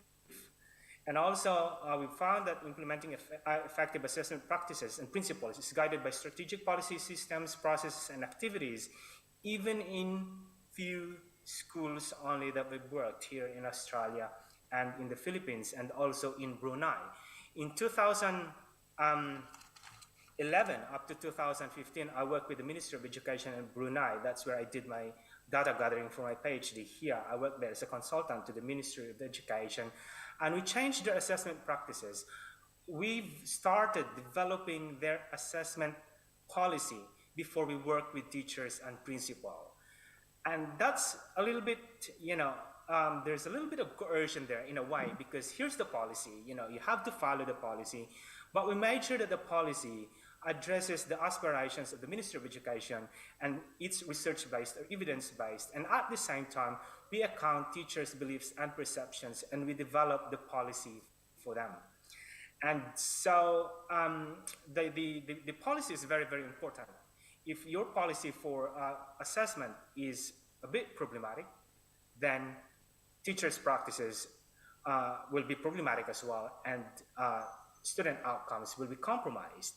Now, here in Australia, when I came here, I thought we've got a really good, assessment policy, but when we analyze the assessment policy of Australia, we see the representation of assessment to be very, very problematic. Classroom assessment is something that's being pushed by the authorities, but when you look at the policy, what's represented there is actually the accountability purpose of the national examination, particularly the numeracy and literacy examinations. And even the media represent that national examination to be the only measure of student outcomes. And so when we look at policy, we're not going to look at it at the face value only, but we look at how assessment is represented in policy. I made a summary of how policy controls assessment practices. This is a bit off, actually. It's not hierarchical in nature, but just to summarize it, policy controls teachers' beliefs, and then that controls their understanding and practices, or maybe their understanding controls their beliefs. We don't know the relationship there. But in a way, beliefs, understanding, and practices are actually controlled by policy or influenced by policy. And the school culture also is influenced by the policy to the extent that parents' expectations and school heads' expectations are sometimes in contrast. Especially here in Australia, where we've got most of the students are coming from different nationalities, migrants. Those coming from collectivist culture, like Asian, parents expect that they receive a numerical mark from schools, but Australia don't give numerical marks until students reach high school and senior high school, years 11 and 12. But in primary, it's a description of what the students could actually do. So there's a tension between parents' expectation and the school culture as mandated by the policy. Now, I've said earlier that there's a push for a classroom-based assessment, teacher assessment in Australia. But if you look at the policy, what's highlighted there, what's very, very evident is the accountability purpose of assessment for politicians to use. And even the performance review and the promotion of the teachers are dependent on the results of the national examinations, which is a bit problematic in a sense, because the policy says something different from what the teachers are actually doing and from what the research is showing to be effective. And so if we want to support teachers to implement effective assessment strategies, then we have to make sure that the policies enable them and support them to implement those effective assessment practices that have been proven by research. Now, another one is the role of context. The development of assessment culture, I put it there, is influenced by structural, organizational, and social and behavioral, and teachers' beliefs and values towards assessment shape their practices, even the classroom context. Now, Taylor in 2013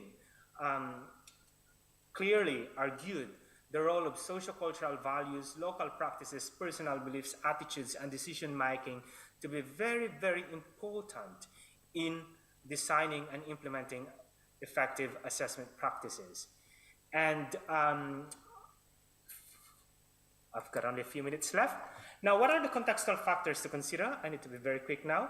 At the current stage, the classroom setup, the COVID-19, I know it's hard for you to do your face-to-face examinations. And actually here at UNSW, we've got so many problems about cheating during online exams with the higher in the university.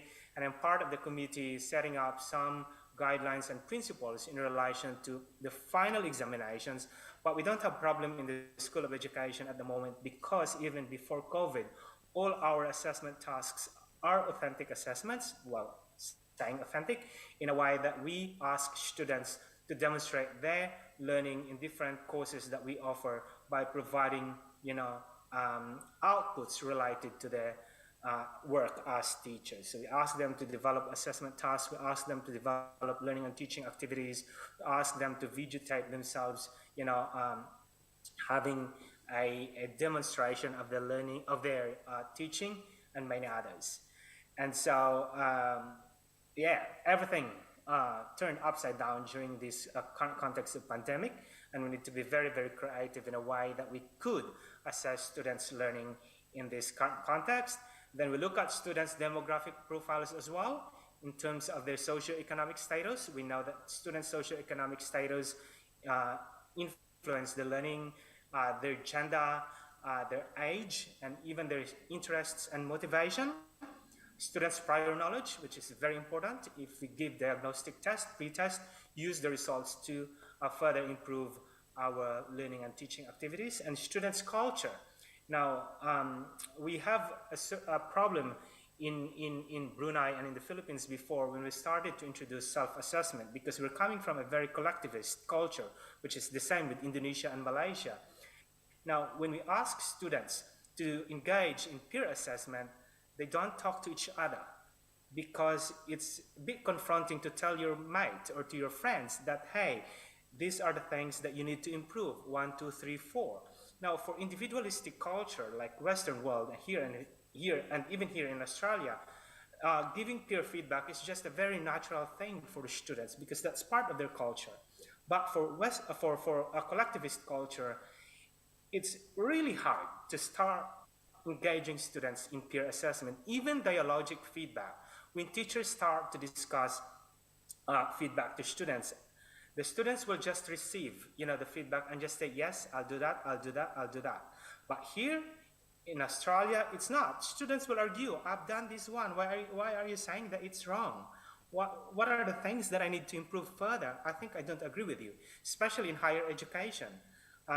When we give feedback to our students, because we are required to give feedback every assessment, expect that you will be receiving hundreds of emails after releasing your marks, because they're going to clearly argue with you why you're giving them those feedback. And some of the students would actually set up face-to-face meeting to discuss your feedback with them. So yeah, so the culture is very important.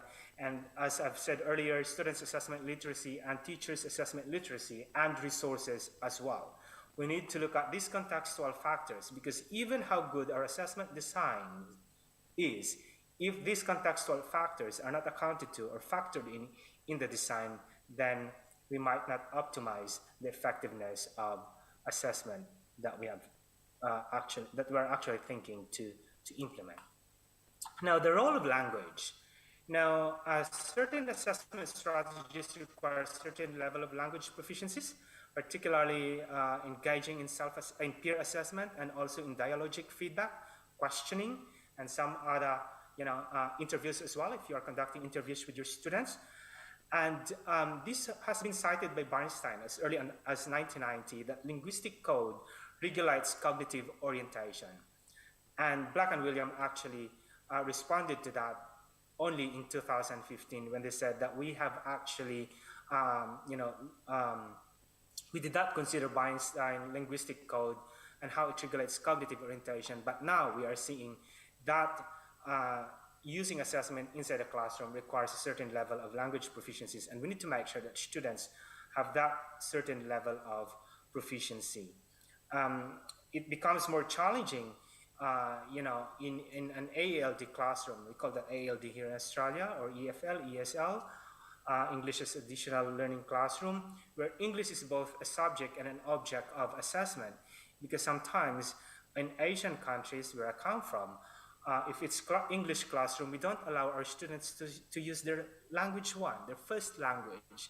But in fact, we can take advantage of the L1 of the students for them to engage in the process. After all, language is just is a medium for communication. Now, what do you expect for students who are just starting to learn the English language, and then ask them to do peer assessment and engage in dialogic feedback? Now, you have to make sure that you give them freedom to draw from their language one to participate in assessment that requires a certain level of language proficiencies. Now, so some of the questions that might help us frame in terms of looking at the role of language. How do we establish dialogue with students? Is it age appropriate, or, try to consider that? At what certain level of language proficiency where you can say, oh, yeah, my students could now, use clear and coherent, sentences in terms of communication. So I think it's a good idea to start engaging in peer assessment or even dialogic feedback or interview. Now, another one, how do you support students with low language proficiency to talk and to, engage in dialogic feedback? So something that teachers in ALD classroom should think about? And how do you develop the language proficiency of students whilst teaching a particular content? The content learning that we need to embed, not only the content, but we look at also the language at the same time. Now, another question that might help us in English subjects, do you allow students to use their language one? Which I've already said about it. And I think when we allow students to, when we offer a safe psychological space for students to draw from their language one, when they engage in assessment processes that require lots of talking, we actually support them to increase their engagement and motivation. All right, so I'll go now to the last slide, the practical applications, the 4 questions that I've asked. What conceptualization of assessment supports learning and teaching? The one that I said, any assessment that we do inside a classroom should support student learning. The questioning, interview, observation, peer feedback, self-assessment, feedback, national examination, periodical exams, quizzes, homework. Even homework is a bit problematic, but if you use it to support student learning, then that is a potential assessment strategy as well. So any assessment, you gather data, use the data to differentiate your learning and teaching activities. Now, how do we build a strong assessment culture in schools? Now, do not focus only on ensuring teacher assessment knowledge and skills, but build students' capacity as well to engage in the learning process, to engage in the assessment activities. You need to make sure that they have the language, they have the knowledge, they have the skills and the agency to engage effectively. And also, you need to make sure that parents' expectations are aligned to what the schools, what the policy, and what the context allow actually for any assessment activities in the classroom. And also, more importantly, you need to make sure that school heads' assessment literacy are aligned to effective assessment practices so that they can, provide enabling and supporting mechanism to teachers, to parents, and to students. Now, the third question about the role of policy, context, and language in assessment. Assessment is context-driven. What may be applicable in Australia might not be applicable in Indonesia or in Malaysia, in the Philippines. That's why we need to contextualize any assessment activity or any assessment strategy that we use for our students. But the whole principle there is we have to make sure that assessment provides us the data to use to differentiate our learning and teaching activities to further improve the next step of learning. And what do we do if there's a disconnect between what teachers know and what the policy mandates? That's a question that I don't have an answer. Now, here in Australia, we keep on persuading the policymakers to change the assessment policy and even the use of national examination for reporting and accountability. In fact, I'm part of the committee who submitted to the federal government about the changes that we wanted to see and the changes that we recommend for the national examinations of Australia. And it's been there in the table of the Minister of Education for the last 2 years. Even before pandemic, we submitted that. No action, nothing.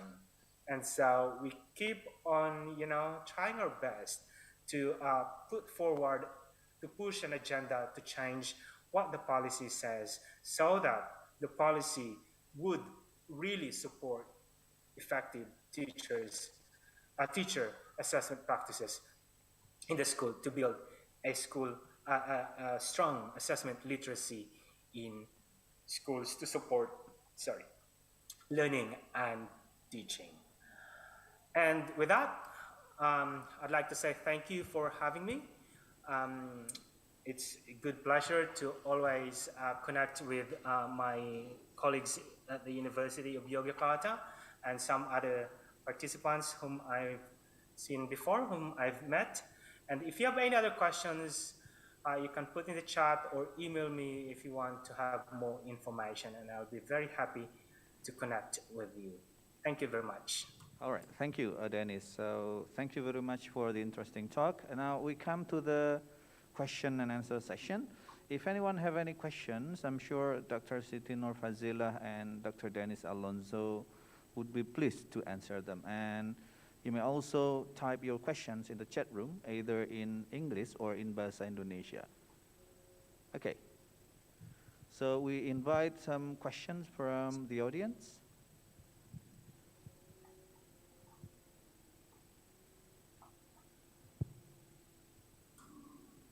There's a question in the chat in the about chat room, yep. summative assessment and how can we actually break this cycle. Well, yeah, this is really very problematic, the way we use summative assessment and how summative assessment is represented in our policy, and even how media picks it up. Now, the way we support teachers here to use summative assessment is that we train them if the national examinations results are out, we train teachers to look at the results, analyze it, and identify certain areas that they could actually use or they could support their students, especially if the national examinations, I'm not sure how does the national examination in Yogyakarta or Indonesia look like, but here every individual student will receive the reports with those areas that they have met, the competencies, and those areas that they did not meet. And so we look at those skills that they did not meet, and then put that together, and then train teachers how to develop interventions to further support those students, particularly those low-performing students and those coming from the low socioeconomic status, the disadvantaged students.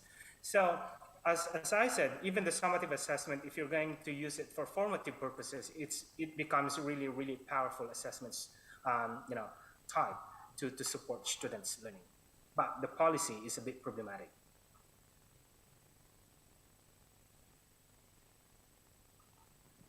I think there are some more questions on the chat room. And Associate Professor Zaitz actually answered that question. Thanks for that. Yeah, those summative tests need to be used as formative assessment to guide where students go instead of just looking at it as their outcome of their achievement or of their learning. Yep.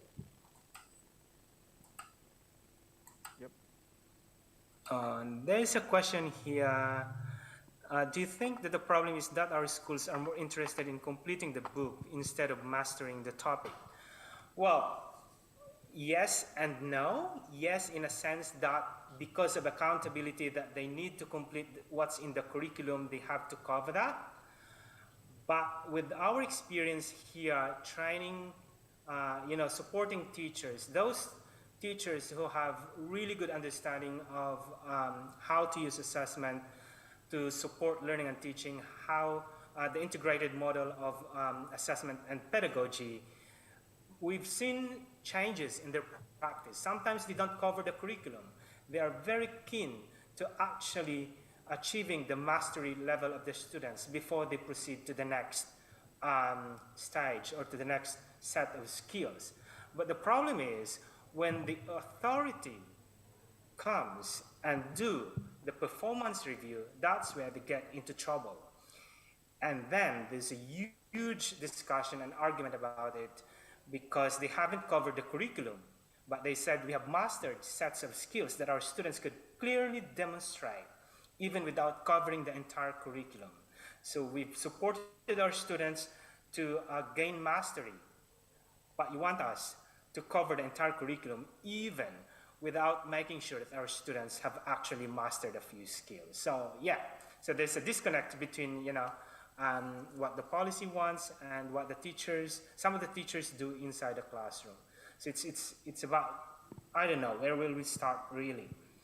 Is it changing the policy or changing teachers' practices and do the bottoms up or top-down approach?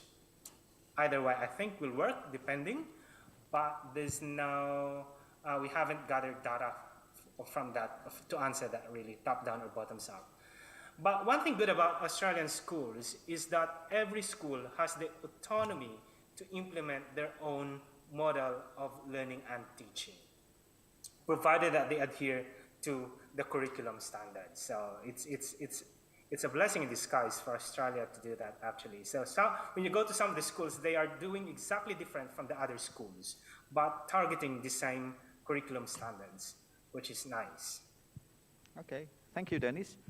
Now I'll invite some more questions. We still have another 10 minutes to go. So if you have any questions addressed to Dr. Noor or Dennis, you may want to raise your hand, virtually, or type your questions in the chat room.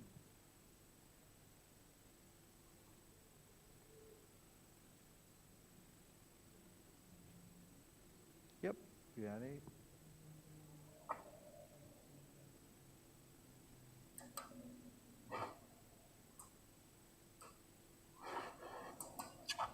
So, Dennis, have you addressed the question from Niputu Wismayani? Oh, no. I was wondering about what types of assessment that can be used to implement assessment as learning and assessment for learning. Right, okay. Those that I've discussed earlier, sharing learning intentions, sharing learning outcomes with the students, using rubrics as learning tools rather than as assessment tool, even showing exemplars to your students, discussing the learning outcomes, engaging them in self-assessment, in peer assessment, giving them feedback, not feedback about marks or their grades, but rather, you can use the 2 stars and a wish, 2 things that they have done really good in relation to the task, and what one thing that you'd like them to improve. Those kind of assessment strategies would help them.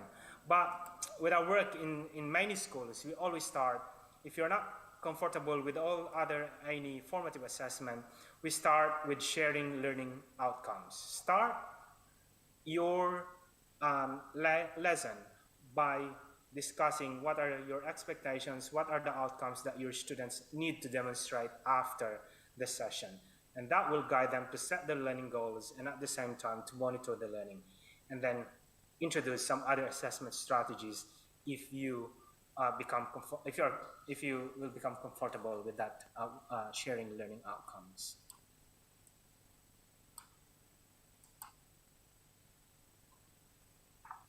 Okay, thank you. So we are still waiting for some questions addressed to Dennis or Ibu Siti Nur Fazila. Wait, let me check the chat room first.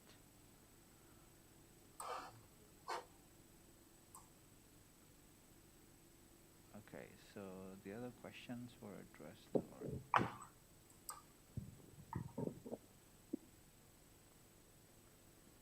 Okay, well, while waiting for the questions from our audience, Dr. Siti Nur Fazila and also Dr. Dennis Alonso, is there any national examination that is used in Malaysia and Australia? Because now in Indonesia, we do not have this kind of assessment, but we are now trying to formulate a new type of assessment, and the Ministry of Education is now working on it, but we are still waiting because it's like a long debate. Okay, so does it also happen in Malaysia and Australia?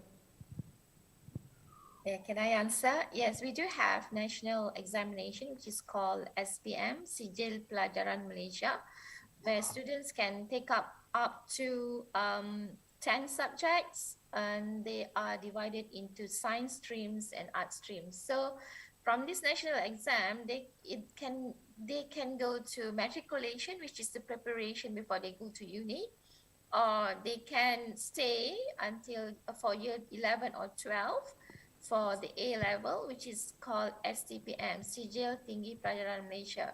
So basically for Sijil Tinggi Pelajaran Malaysia, they need to take some of the pengajian general subjects and also specific subjects. Yes, we do have. And at the same time, we also need to have MUET or for Malaysian, we do have Malaysian University English test. Now, the thing is, when you want to enter university, it doesn't matter what level of MUET band you had, but in order to graduate, you need to have a specific band. For the minimum for MUET is band 3. Those are for Malaysian students, but for the public university. So, however, for the international students, they need to take either IELTS or TOEFL or MUET. Yes, we do have. Okay, thank you, Dr. Siti Nur Fazila. What about in Australia? Do we still have NAPLAN, the policy? Yeah. Dennis? So in Australia, we've got 2 high-stake tests or national examination. The first one is the National Assessment Program for Literacy and Numeracy, focused only in literacy and numeracy. And it's given for years 3, years 5, year 5, year 7, and year 9 students. And based on the policy, it should be used, I should say, and quote, it should be used to monitor the performance of the students and the schools so that appropriate intervention can be provided.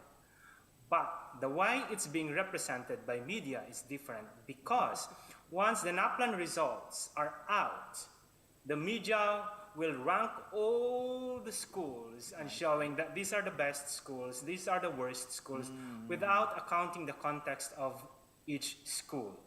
Not only that, the results, because it's published and it's available online, it's being used by parents to select the school where they have to put their children. And so it becomes a segregation, mechanism that the best schools now receive those students who have high socioeconomic status and whose parents have very high aspirations. And so the equity issue has widened because of that national examinations. And we have written several position papers arguing for the misuse of NAPLAN, but there is no action about it. The other high-stake examination that we give to our students is the higher school certificate, the HSC examinations for year 12. Now, that high HSC examination, the high school certificate examination, contributes 50% to their university admission mark. 50% comes from their years 11 and 12 school mark. Now, the HSC is very, very high stake, very rigorous in a sense. We've got expert markers, we've got, judge, and also I'm sitting as a HSC committee member.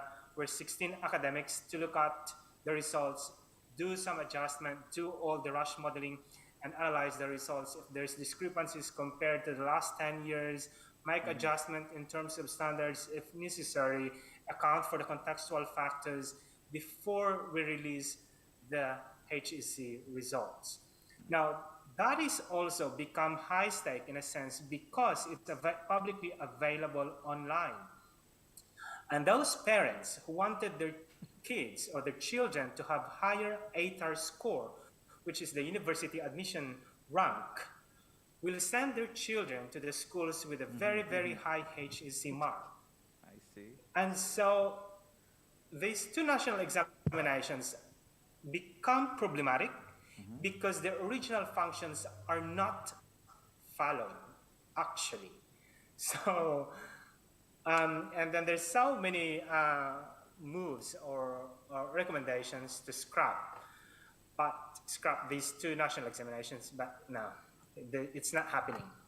So yeah, personally, I am in favor of having national examinations if the results are used for resource allocation, for intervention purposes, rather than for accountability and, profiling or status of schools. Okay, I see. Thank you, Dennis and Dr. Siti Nur Fazila. I wish we could have some more questions, but I'm afraid that we are running out of time. Again, thank you very much, Dr. Siti Nur Fazila, and also Dr. Dennis Alonso for the fruitful session. We are looking forward to having you for in our next conference. And ladies and gentlemen, now let us give a virtual applause to our esteemed speakers. Okay, I'm doing this like a virtual applause. Okay, now ladies and gentlemen, we now come to the end of the second plenary session. May I thank you very much for your participation in this session. I hope you enjoy the program. Thank you. MC, over to you. Baik, hadirin yang kami muliakan, tibalah kita di akhir sesi pleno ini. Kami menyampaikan penghargaan yang setinggi-tingginya kepada para pembicara dan juga kepada Bapak Ibu Moderator, kepada Ibu Anita Triastuti dan juga kepada Bapak Nur Hidayanto yang telah memandu kedua sesi yang telah berjalan. Ladies and gentlemen, that's the end of the plenary session. We would really like to express our gratitude to all speakers. Thank you for your inspiring and insightful presentations. Heaps of thanks also to go to Anita Triastuti, SPD, MA, PhD, and Bapak Nur Hidayanto, MPD, PhD, for their contribution to the success of the plenary session. Hadirin yang berbahagia, berikutnya adalah sesi istirahat. Sebelum kita masuk ke sesi istirahat, ada beberapa pengumuman yang akan saya sampaikan. Yang pertama, parallel session nanti akan dimulai pukul 12.30. Nanti akan langsung di room masing-masing, room Zoom masing-masing. Informasi mengenai parallel session, link Zoom-nya, dan juga daftar peserta tiap room, beserta virtual background yang harus digunakan, itu dapat diakses di menu download di website konferensi ini. Berikutnya, link presensi akan diberikan saat parallel session. Harap Bapak Ibu tuliskan nama lengkap nanti di link presensinya untuk nanti digunakan sebagai nama di e-sertifikat yang akan dikirimkan ke email Bapak Ibu. Untuk terakhir nanti setelah ini akan ada virtual photo session, jadi mohon Bapak Ibu nanti setelah ini bisa untuk menyalakan kameranya untuk dokumentasi dari kegiatan ini. There are several announcements that we are going to announce today. So the first one is that the parallel session will start at 1:30 in the respective rooms. Information about the parallel session schedule, Zoom link, virtual background, and the list of participants can be accessed in the download menu on the Icollate website. Attendance form link will also be given during the parallel session, and please write your full name later on correctly because it will be written on your e-certificate that will be sent to your email. Okay, ladies and gentlemen, we are about to have a virtual photo session. So please, if you are able to turn on your camera, we are about to have a few seconds of photo session.